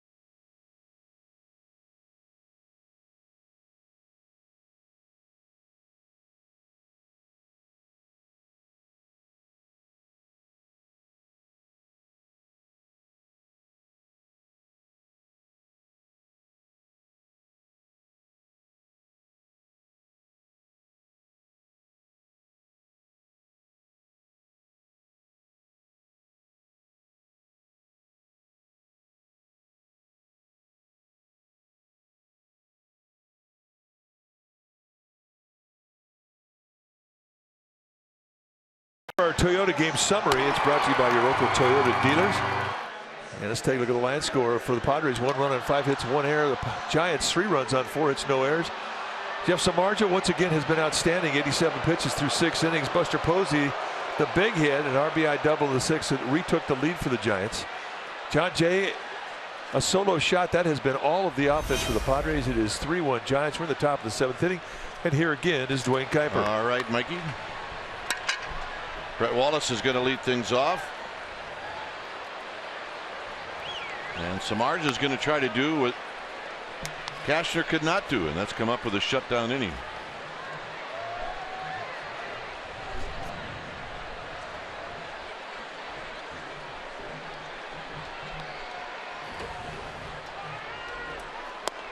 And it's low. 2 balls and no strikes. Is that Lucille below us? Yes, it is. Causing quite a stir, I might add. It's kind of like our territory, isn't it? Yeah, let him know, will you? Or is it a Hey, Lucille, our territory. El Teco El Haico? Let's go. This is ours, right in this area.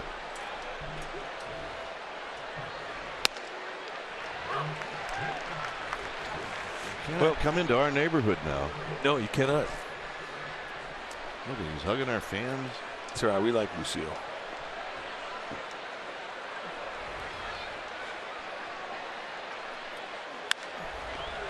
Popped up for Duffy. Duffy puts it away. Yeah, that's a nice comeback down 3-0 in the count to Brett Wallace. Saw what happened when Andrew Cashner walked the leadoff hitter in the 6th inning. Joe Panik would come around and score, and that would lead to a 2-run inning. So Samardzija with a 2-run lead, no time to be walking the leadoff hitter. And Wallace, Gumby shoulders right there. Darrell Evans would be very proud of that. At least it would make him smile or tick him off, one or the other. More likely tick him off. He, being Darrell Evans, used to do the Gumby shoulders at Candlestick all the time. But he did it the last pitch that you ever threw. And he hit a home run that moved him past Duke Snider in the all-time list. And he Gumby shouldered me. He did Gumby shoulder you. I never thought that that was quite right. An old teammate. I mean, he hit it, and I thought, it's gone. And then he'd come beat, and I thought, well, maybe I have a chance. And I looked up, and it cleared the wall by about 50 feet. Yeah, while your arm was falling off, you were doing all of that. Last pitch I ever threw. Literally.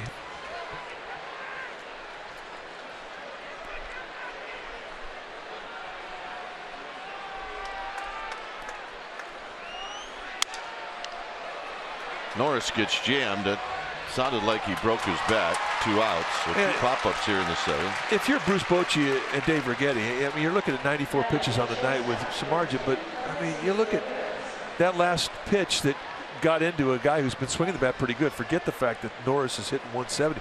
He's got a good swing going. He does. And he just blew his bat up. That tells you his stuff's still good. The whole family's here. They are. Is that a little cotton candy going on right here? Yeah, what about that? Better than pine tar.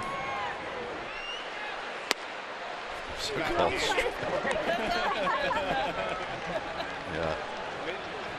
Yeah, you know, and you just throw them in the tub when you get home.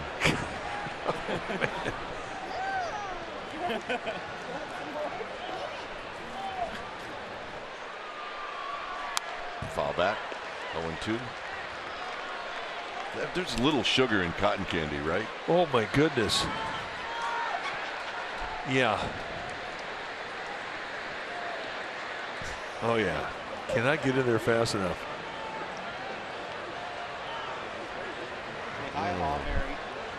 He will not blink on the way home. It's like the kid eating in the Christmas Story. In tight to Ramirez, 1-2. But cotton candy's better than 10 cups of coffee.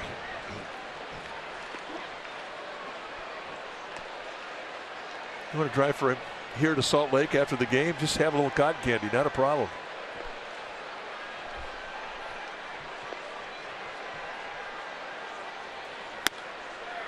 Two and 2. 95 mile an hour.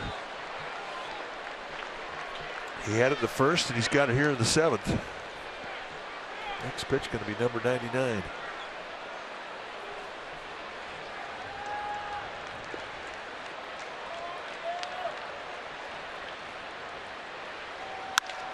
Line drive, Panic off the top of his glove.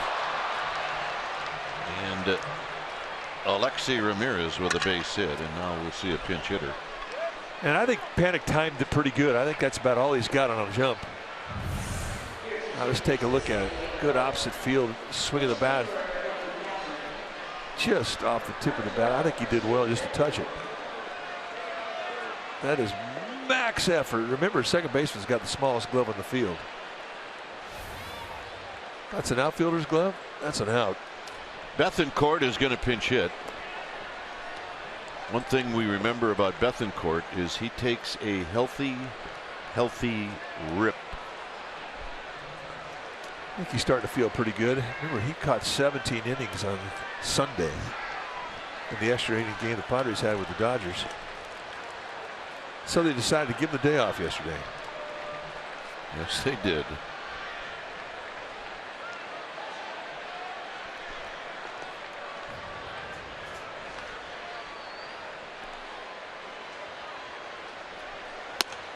Way outside to Bethancourt. This is going to be the last hitter he faces. Yeah, that pitch was number 100. Just the second inning where he had 21 pitches, really the only inning where he had to go deep in the pitch count. After that, he's been pretty stingy. Hunter Strickland joins Osich. Fouled out of play. There's that healthy cut you're talking about.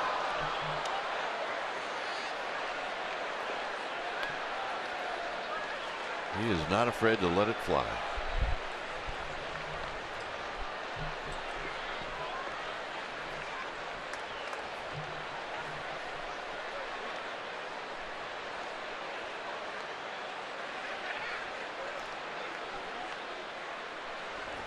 In tight. 2 balls and 1 strike.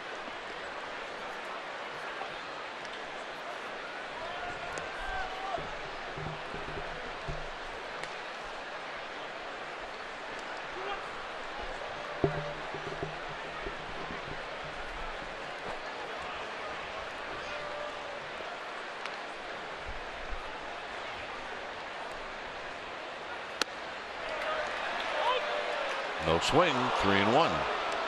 Mike Winters, first base umpire, saying no swing.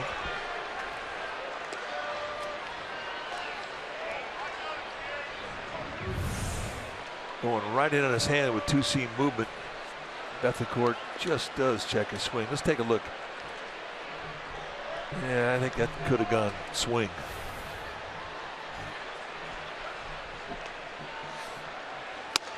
Three and 2. Home plate umpire Mike Malinsky looking for strikes.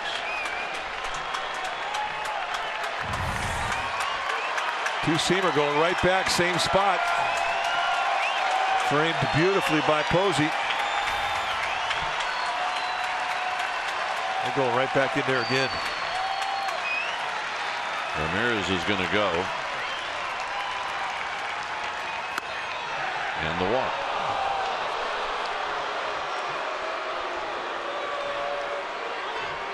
Well, that's going to get Samardzija out of the game.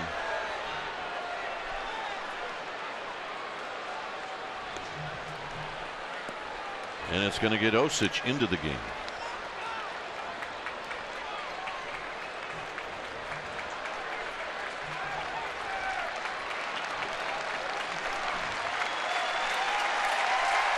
Oh, nice round of applause for Jeff Samardzija, who was dominant again tonight. When it's time for a change, things speedy. Oil change and auto service. Your oil change tune-up and brake experts. We'll be back.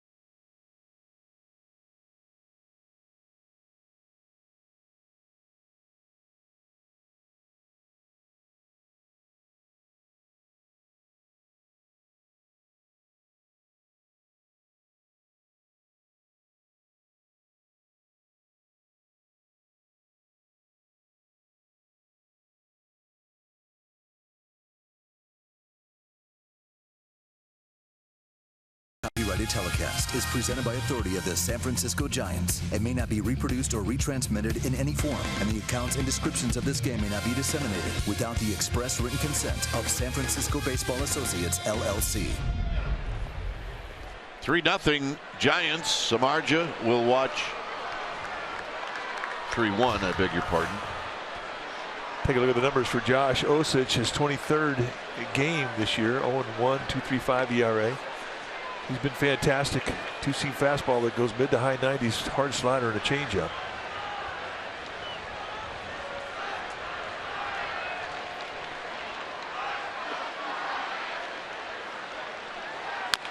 Tapped slowly to first.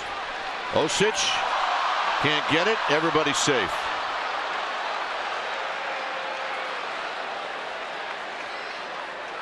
And Malinsky pointing to every base, meaning everybody's okay. Well, a swing and bunt. It was going to be a good play if Osich could pull it off. He tried to go down with the glove. Looked like he actually came in there and tried to block the way of John Jay going down the line. I think that's what Malinsky was saying, is he's going to be awarded first no matter what. So now it's Amarista.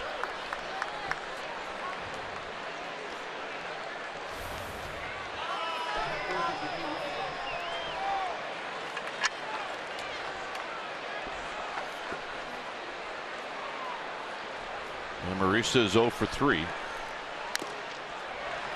that got Buster Posey maybe on the foot. No balls and 1 strike. Yeah, that's 96 mile an hour two-seam movement.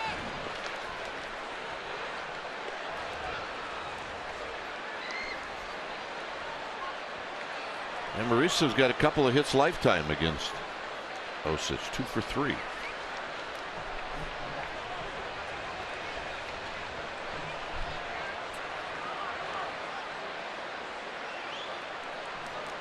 No balls and 1 strike. And that evens the count.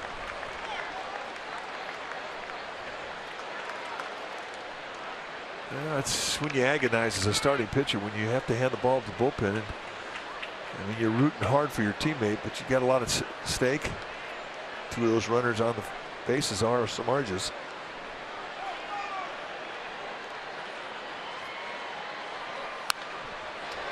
One and 2.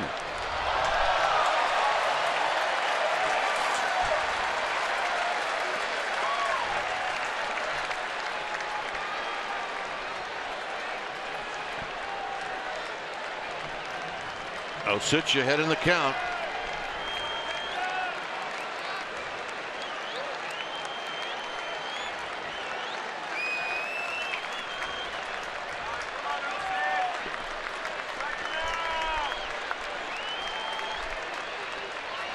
Outside 2 and 2, so that pitch not close.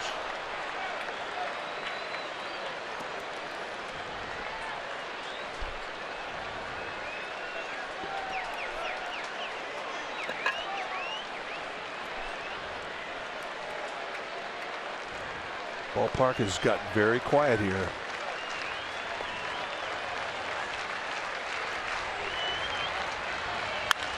Out of play down the left field line. That'll drift right through the Giants bullpen.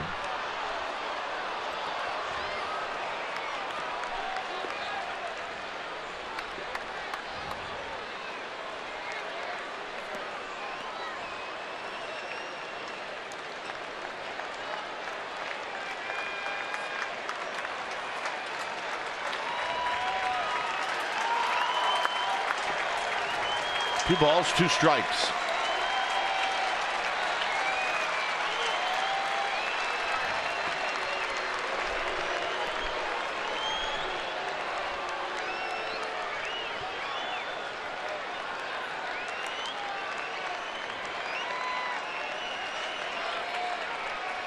Osich ready. And a full count. So it comes down to 1 pitch here for Josh Osich. So Buster Posey going to come out, pump him up. And I imagine when he starts his windup, this crowd's going to get pretty loud. And that too will pump him up.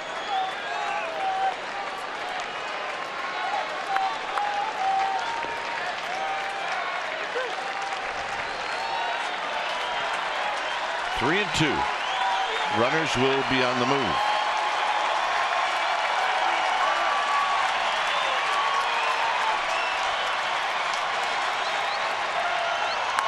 Get on the ground up to middle. Panic on the back end. On to first.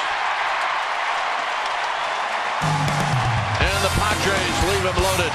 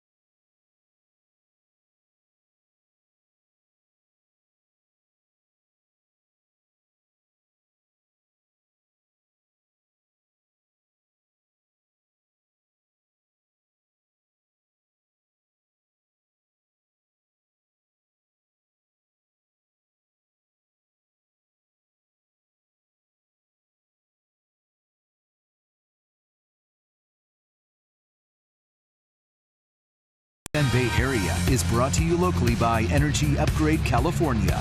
It's easy to stay golden at energyupgradeca.org.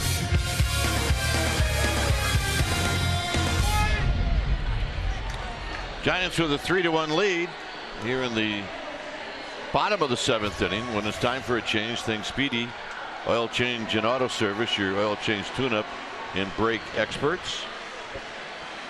Keith Hessler, the new pitcher for the Padres. It's our first chance to take a look at Hessler this year. 0-1 so far with an 8.22 ERA. That's his career. So this is his first outing that we've seen him this year. 15 1/3 innings, 21 hits allowed. That's his career. So he's starting it up again. Going to add to it.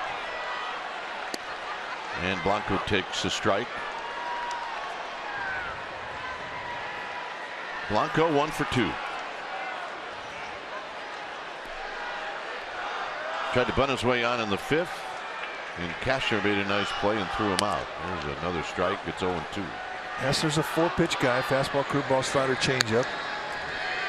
He's low to mid-90s with the fastball. You see Corey Guerin starting to heat up. Hessler was recalled from their AAA affiliate El Paso yesterday, and he's had an interesting year. Hessler, in earlier this month, May 10th, he was waived by the Diamondbacks. So here he is, a Padre, starting his San Diego career.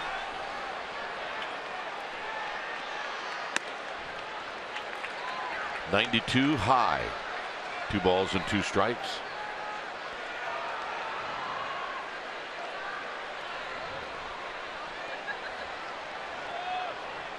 Cubby Tomlinson is on deck.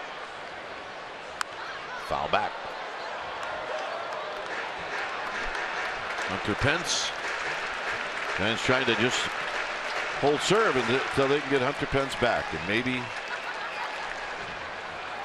Friday night, maybe tomorrow, but unlikely. Yeah, he gets tomorrow off, goes into an off day Thursday. That's about right. Tapped to first. Blanco's going to beat him there. Now, Padres are going to take a look at it, but it's going to be close, and I do believe that both players hit the bag about the same time. One of those plays where an umpire can't be wrong. Let's take a look. So if that's the case, I think you're right. I don't know if that's enough there to overturn it. Well, you can ask now anyway. It doesn't make any difference. Oh yeah, after the 7th inning. One more look at Ty goes to the runner.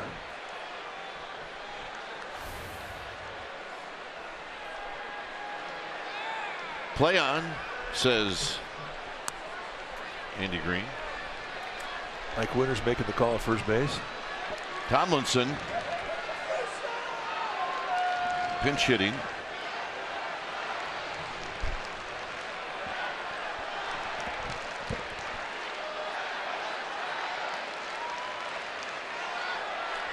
Andy takes a strike. And how close was it? Well, I mean, that's tied.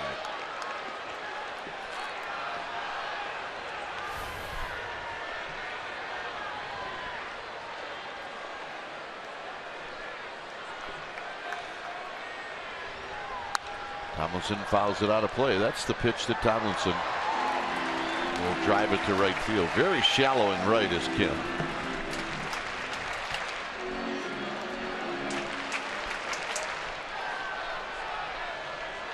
So they're loading up the right side. And in Kelby Tomlinson's young career, I mean, he's had a lot of success on that side of the field. Padres respect it. Now they play for it.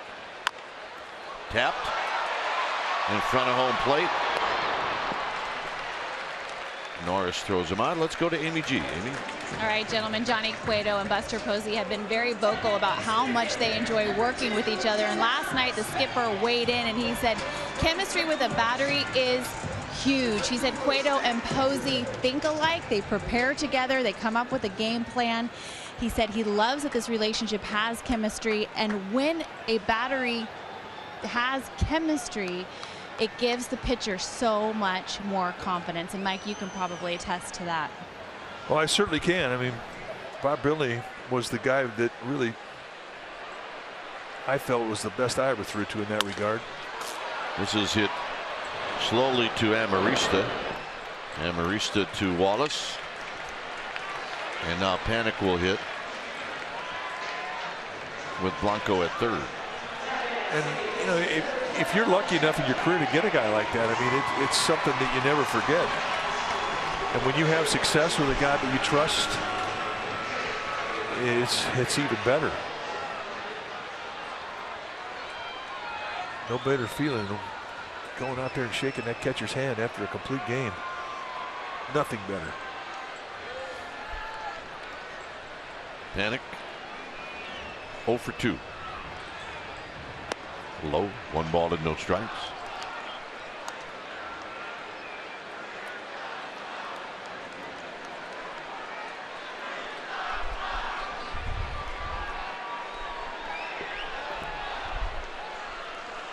Duffy would hit if Panik extends the inning. The 1-0 pitch, and it's outside again. 2 balls and no strikes.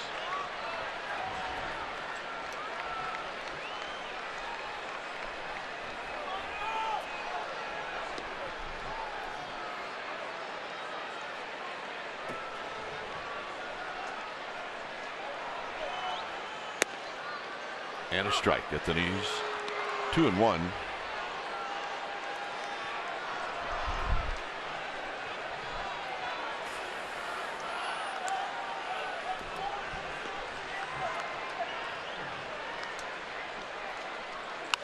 Out of play, 2-2. Not fooled by the speed of that curveball.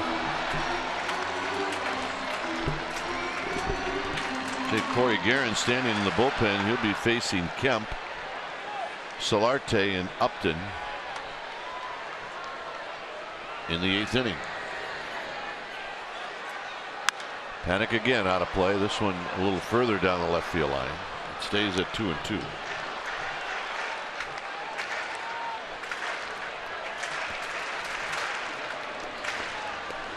Boston beat the Rockies 8-3 today at Fenway Park. Pittsburgh all over the D-backs 12-1. Dodgers leading Cincinnati. Panik strikes out on a pitch in the dirt, and that'll end the inning. No runs, a hit, 1 left. We'll head to the 8th. It's 3-1 Giants.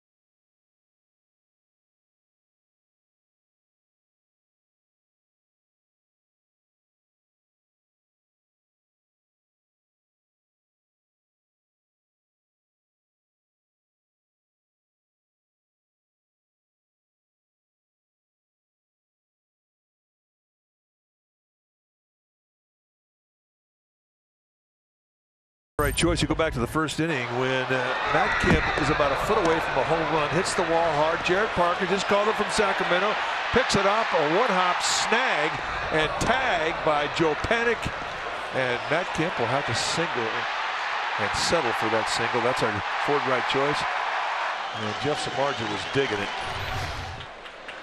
Here's Guerin facing Kemp when it's time for a change. Think Speedy Oil Change in Auto Service, your oil change tune-up and brake experts. And the first pitch is low. Take a look at the numbers for Corey Guerin. He's been a workhorse. 22nd game he's been in this year. 19 innings, 18 hits allowed, just 22 base runners. That's very good average with a 2-to-1, over a 2-to-1 strikeout walk ratio.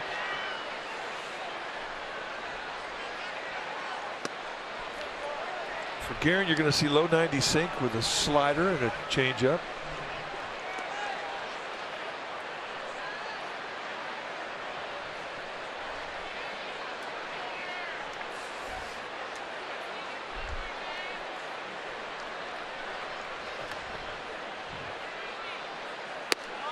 Not close.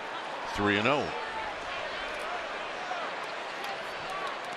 Want to get the manager stomach growling a little bit. Walk this guy. It's growling. You got 2 runs to play with here. You really got to make him swing the bat. And a strike. Took a little off. 93. Throw a fastball and somebody in the dugout will say, and again. And again. It's true.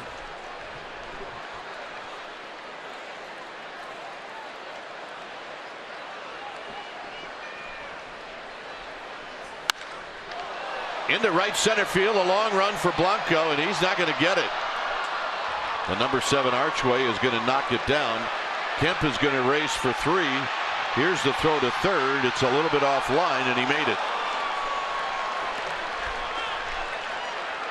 Risky by Kemp, but he gets in there.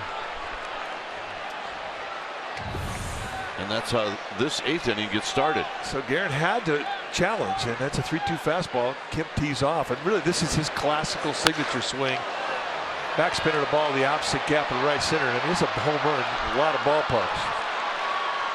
But watch the relay. I mean, this is perfection, and I'm not sure they didn't get him. We're going to look at it. Goes up, gets the one hop. He's out. He's out. I mean, that's from that angle right there. They got him. Yeah, Kemp is not going to be happy because he's going to be out again. He's out.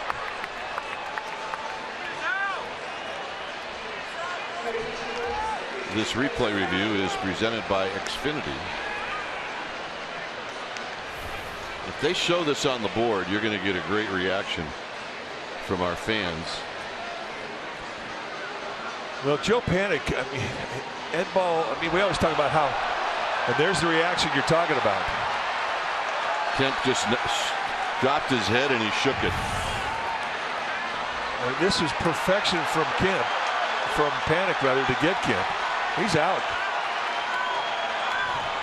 You can see home plate umpire Mike Malinsky is the one who made the call. He was blocked off. And there's no way he could see where the tag and where Kemp's hands were. He's tagged him, and he's out. And they got him. Again.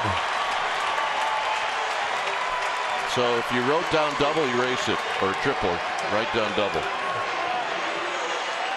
Well, I want to talk about that relay again. That's, you know, we talk about the great defense this club's playing, and it's easy to talk about a ground ball or a fly ball, but to talk about a relay, which is the essence of defense.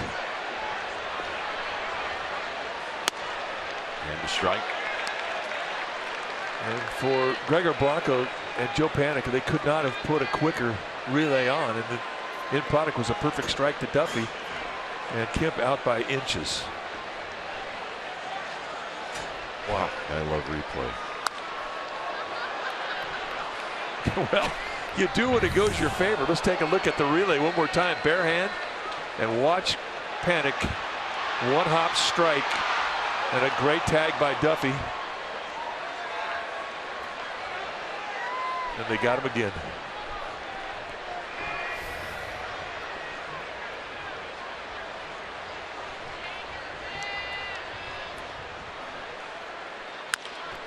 Tap slowly to Panik. 2 outs. And here's Upton.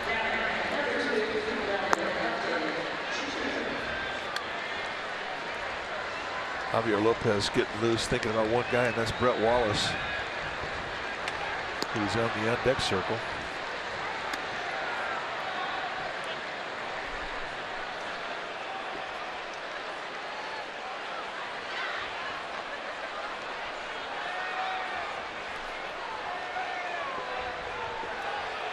Upton takes wide. 1 ball and no strikes. Upton is 0 for 3.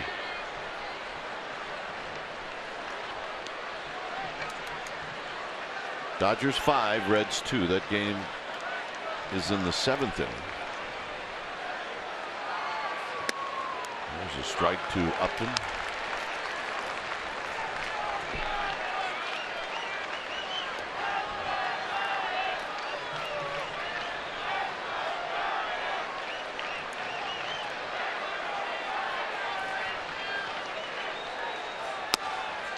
A 1 and 2.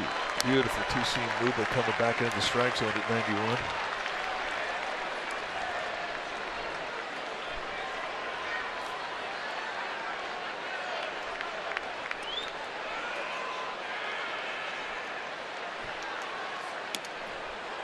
That one way outside and low, 2 and 2. Man, you're so mad at yourself when you have an 0-2 or 1-2 advantage on a hitter, and you're thinking kill pitch. You have a chance to just really put a guy away, and you miss so badly. It's an easy take.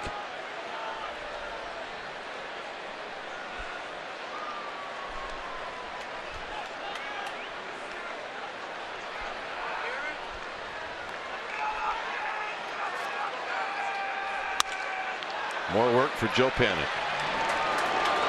And after the great relay throw by Panik, getting it from Blanco, Giants lead 3-1.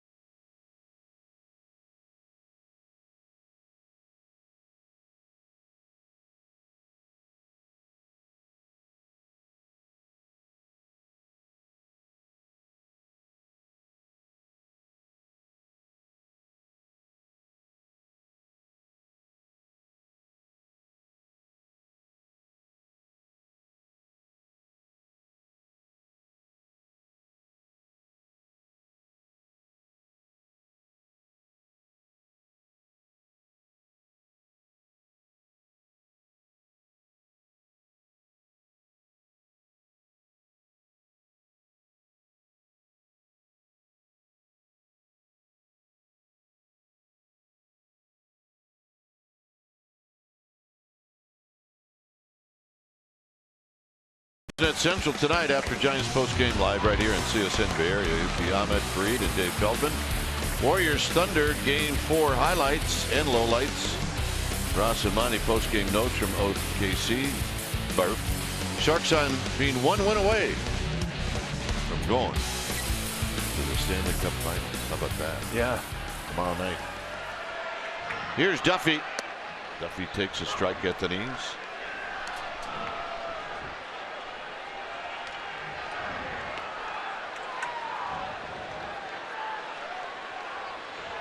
Duffy's 0 for 2. And he's now behind 0-2. Yeah, that's a good curveball from Keith Hessler. As you see Santiago Castillo getting ready for the 9th inning.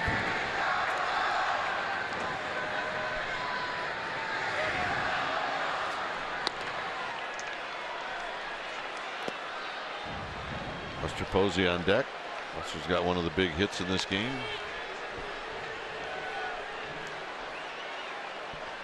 Like I mentioned earlier, probably a day off tomorrow.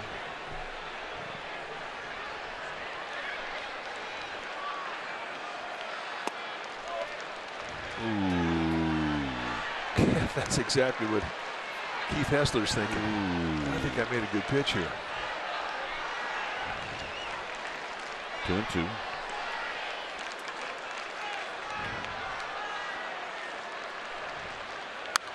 Out of play. It's pretty interesting when you look at the defense. We've talked about it all night with Duffy. Really no left fielder, no center fielder. Well, yeah, and 2 guys in right field. I mean, what's amazing is though Hessler keeps throwing big curveballs, which are pitches you could hit to left field. Straightaway center field. Check this out.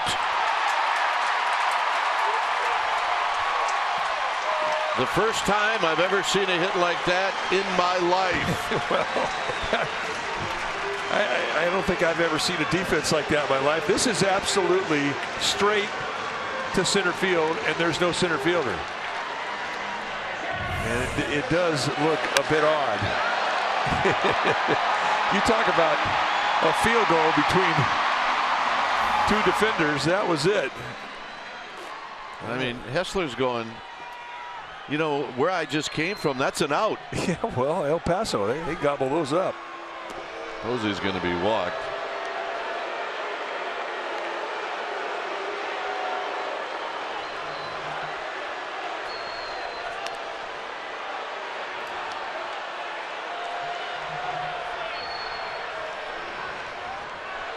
We see it all the time. The shift taketh away and it also giveth. But when it giveth, it looks so odd, especially in that situation when there really was just no center fielder. Belt is going to hit.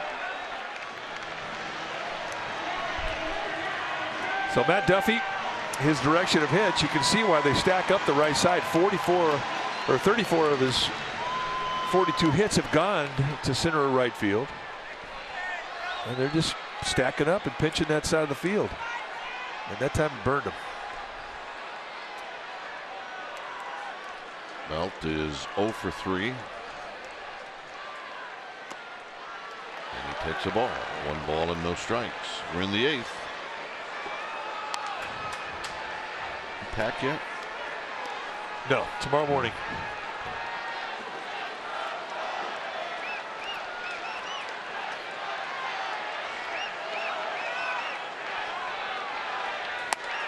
Found out the hard way the last trip. You pack the night before while you're having a couple of glasses of wine. Yeah. And it turned out when you get to the first city, you have no underwear. Well, that's never slowed you down. Belt takes wide, 3-0. Bullpen for the Padres empty.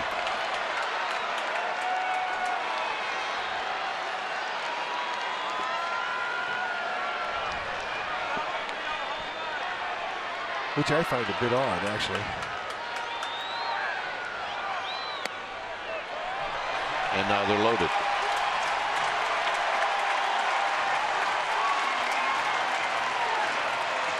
I know the Padres played a 17-inning game on Sunday, and their bullpen had to eat up 11 or 3rd innings. Well, they've got 8 pitchers down there. And a lot of those guys in their bullpen worked just 1 inning in that marathon. Well, the Giants have all left-handed hitters coming up, but still, the other thing too is if you're Hessler, you're thinking, I didn't put myself in this spot. I got a fly ball, and then you force me to walk somebody intentionally. Now the next walk, yes.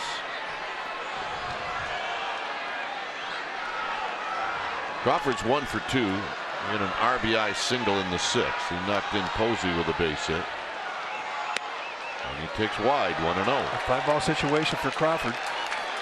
Remember, you got great arms on the corners, but you also have great speed with Duffy at third base. Great baseball speed. Nobody in right field. 1 run scores. 2 runs score. They all score. Crawford with a triple.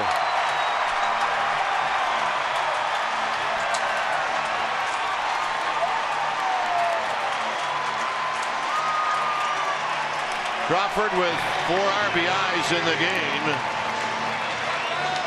And the Giants have just busted this thing wide open. Well, I get it in. Breaking ball on the outside part of the plate. Crawford with a strong front shoulder hits a fly ball to right field. Only there's no right fielder there. The Padres set the defense towards the gap in right center, exposed right field, and Brandon Crawford simply finds it. And Belt the final run to score, and now here's Parker, and the infield is in again. It's 6-1. And a swing and a miss by Parker. I've never seen an inning like this, to be honest. No. And I don't think Keith Hessler, the pitcher for the Padres out there right now, has seen an inning like this either.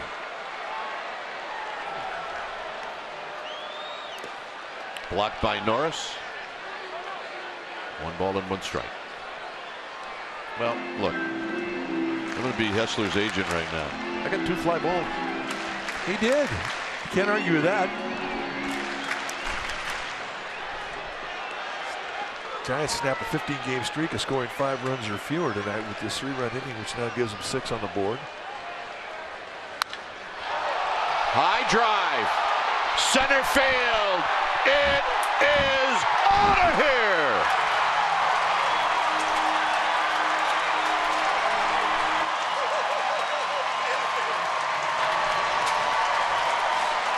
Parker with his first of the year. He will never bunt again. And I mean, that didn't just clear the fence either. That hit right in the middle of the protective net that covers the bar out in the garden. And let's watch it from the splash cam. I mean, this is a big man's home run. Well, this is what he can do. They're going to say it went over 435 feet. That is an estimate. Rounded off. And here's Blanco, who takes a strike. All started out this inning with a fly ball to center field. Yeah, the Giants are a single away from the cycle this inning, and there's still nobody down there throwing for the Padres. Low, 1 ball and 1 strike.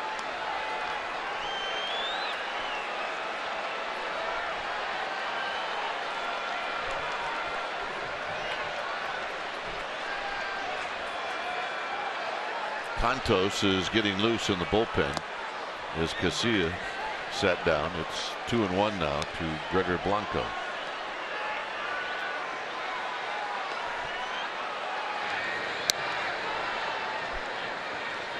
First 5 hitters here in the 8th inning have scored.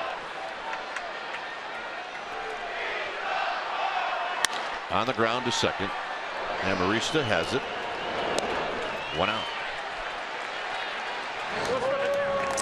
Well, there's an authentic fan.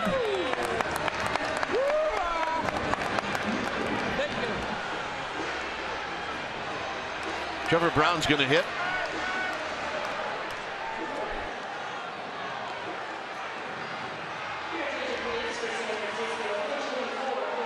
He's got some hump at the end of that bat. He does. And you hit a home run like that, you become the belle of the dugout. Everybody wants to dance. Brown out of play. Brown hitting .255. It's likely he'll be behind the plate tomorrow, catching Jake Peavy. Big game James will go for the Padres. Brown into center field. Jay breaks back. Now he comes racing in and he makes the catch. 2 outs.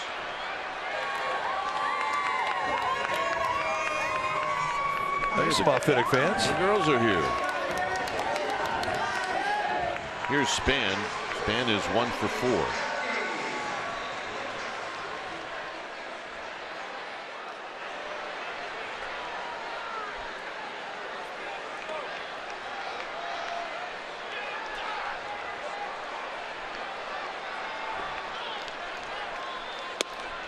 And a strike at the knees.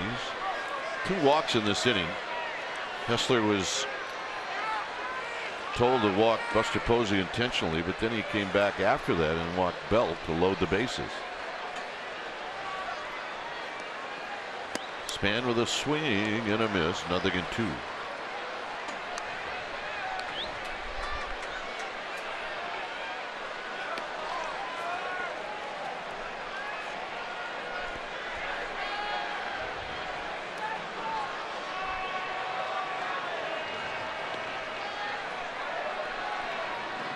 So Span has to fight now. He's behind 0-2.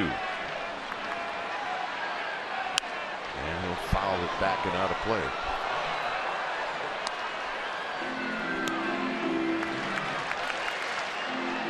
Three hits in the inning.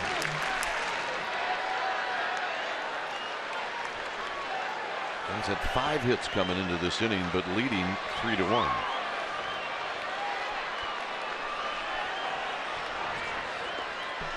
In the dirt.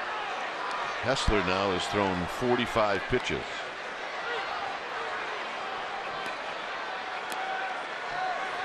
I kept looking down to see if somebody was getting up. Not happening.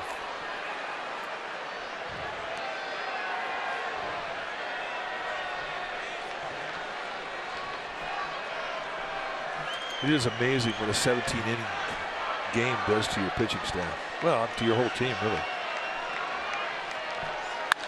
Span hits switch to the left center field. Jay on the move. Jay can get it. Span is going to stop at second.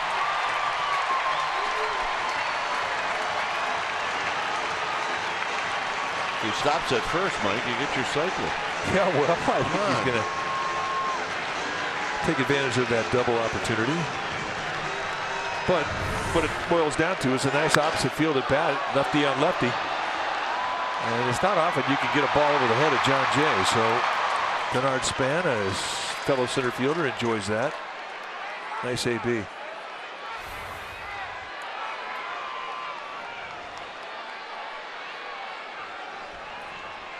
Joe Panik 0 for 3.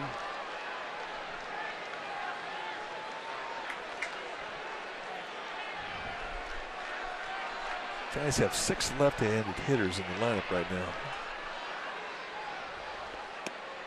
And a called strike. And they are putting on a show right now with the wood.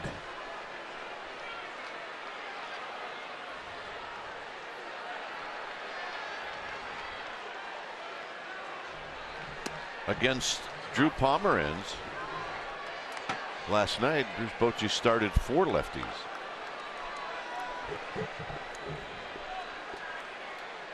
And, you know, a couple of those moves out of necessity with Hunter Pence being on the shelf in the dirt. 2-2.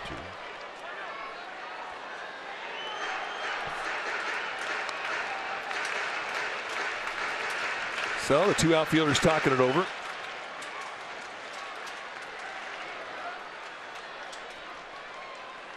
Hunter Pence says, dude, that's why you don't bunt. You can hit the ball 435 feet. Bunt in the offseason. Panik drives it to center field, but Jay now is there, and he'll make the catch. Giants score 5 times. A panic or a Crawford triple to knock in 3, and then the big fly. Bye-bye, baby.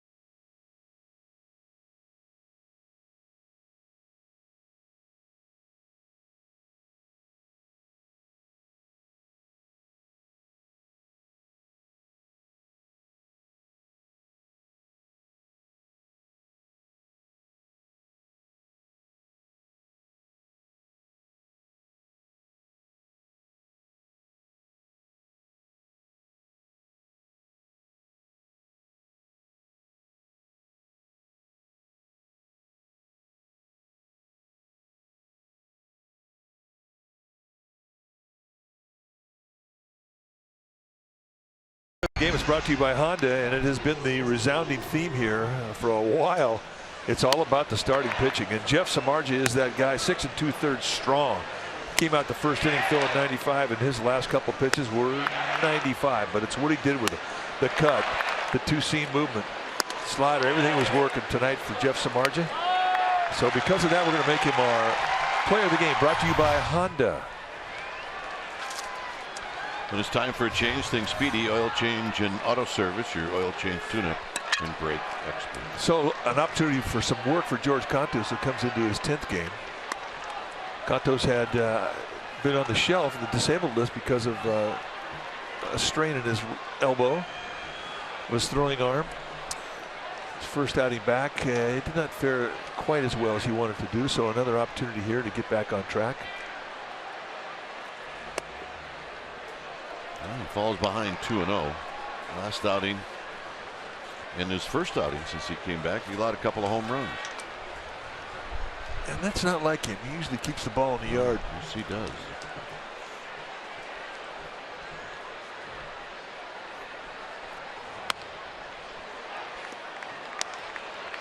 Brown is now catching. Posey's at first. We hope it's just a double switch. That's all.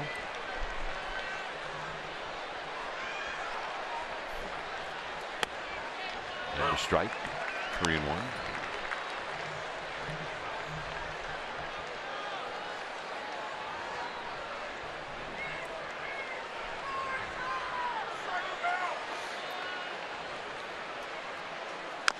Tap foul off of Wallace's foot as he does a little dance. It's now 3-2. The lineup in Denver will be Kane, Bumgarner, and Cueto. Here's what Wallace felt. Ouch. Yeah, he did not need that to happen. For the Rockies, it'll be Butler, to be announced on Saturday, and then Jorge De La Rosa, who pitched tonight, really got beat up pretty good. He'll pitch on Sunday against Cueto. Overshift is on for Wallace.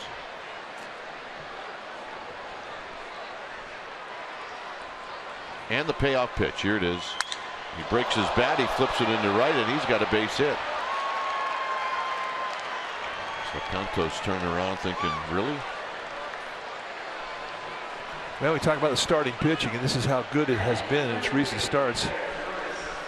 I mean, you add it all up, and it's 14-5. And I haven't figured out the ERA, but it's pretty stingy.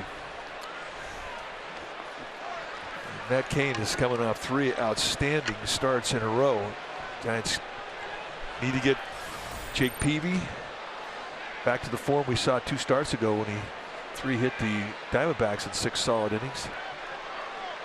He'll try and do that tomorrow, Game 3, the finale of this 3-game series of the Padres.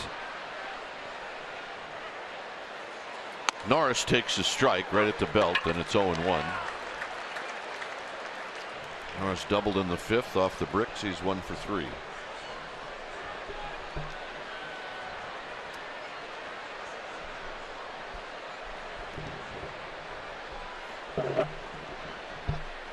Look out.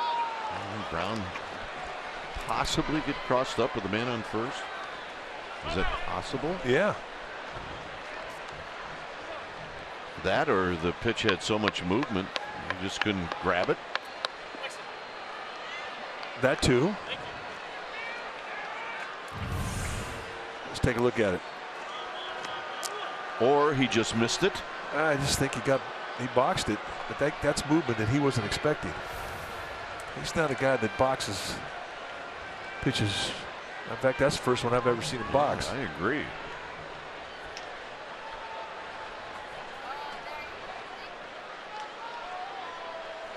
Norris cues one off the end of the bat to Buster Posey. Buster will take it himself, and on the play, Wallace moves to third.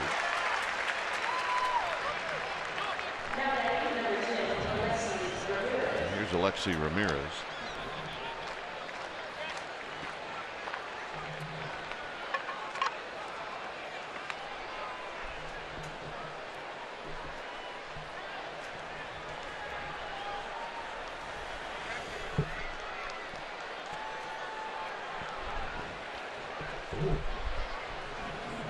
Ramirez 2 for 3. He's got a couple of singles tonight.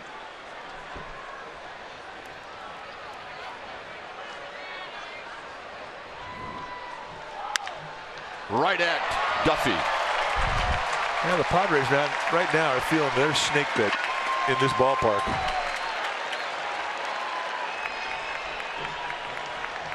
Every line drive they've hit has been caught. They've been throwing out with every attempt to get an extra base hit. Here's Hector Sanchez. They're getting a nice round of applause. Well, he should.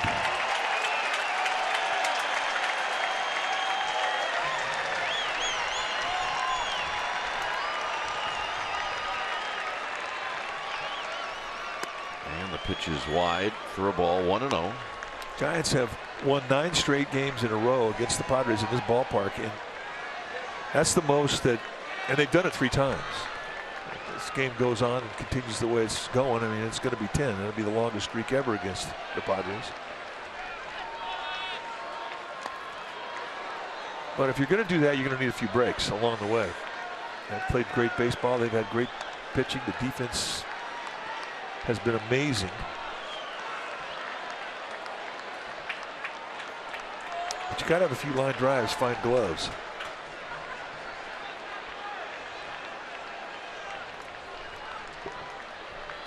And tonight it has been a coming out party for the offense.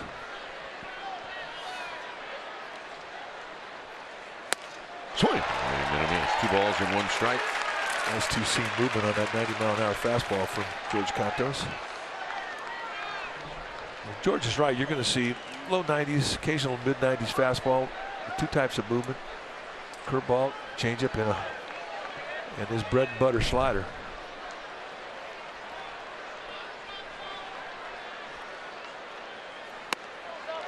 Ooh. 3-1. Getting pinched right now.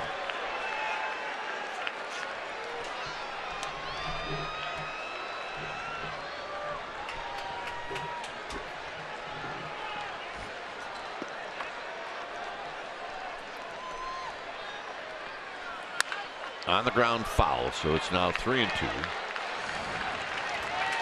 Gregor Blanco said, I am not going to get this.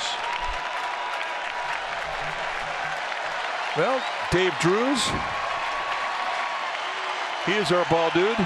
Down the first baseline, finally getting a little activity. Yeah, by the way, down the left field line is Jim Chisholm, Matt Chisholm's dad. There's Jim. Gamer. Needed some more activity tonight, though. They didn't get him any plays. Matt Chisholm's in our PR department, leads our department. Fabulous. On the ground foul again. And the scouting report that we have on the Chisholm family is that all of Matt Chisholm's athletic skills came from his mom.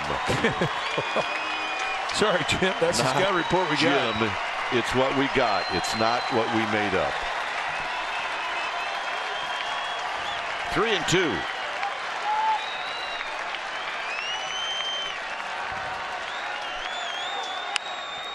Fouled out of play.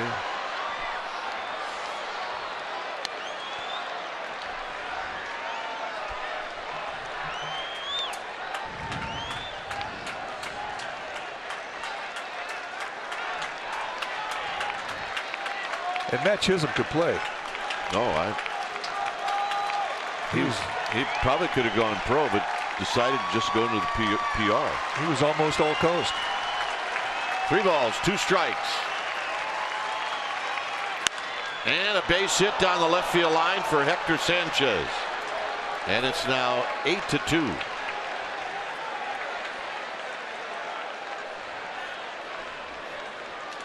So Cantos is not going to be happy about that. A little slider trying to come in the backside, and Hector Sanchez saying, I'm going to go to left field with that. Stayed inside it nicely, gets himself a knock and an RBI. And he does it in front of a team that he used to play for. So that feels pretty good. Here's John Jay. 1 for 4 with a home run. On the ground to Crawford. Crawford's going to go the long way, and that's the ball game. So the Giants continue to play well. They continue to pitch well, and they scored 8 runs tonight. And Mike, they've now won 12 of their last 13. How about that? Well, they're playing great baseball, and it's been anchored by tremendous starting pitching and defense. And tonight, the offense really flexed their muscle, but it was a tight ball game until the 8th inning, a 3-1 game going into the bottom of the 8th. And they have to feel that they already now have won this series. Tomorrow is Get Greedy Day. Giants win this one by a final of 8-2. Thanks for joining us, and stay tuned. Esurance Giants postgame live with interviews and the wrap starts right now.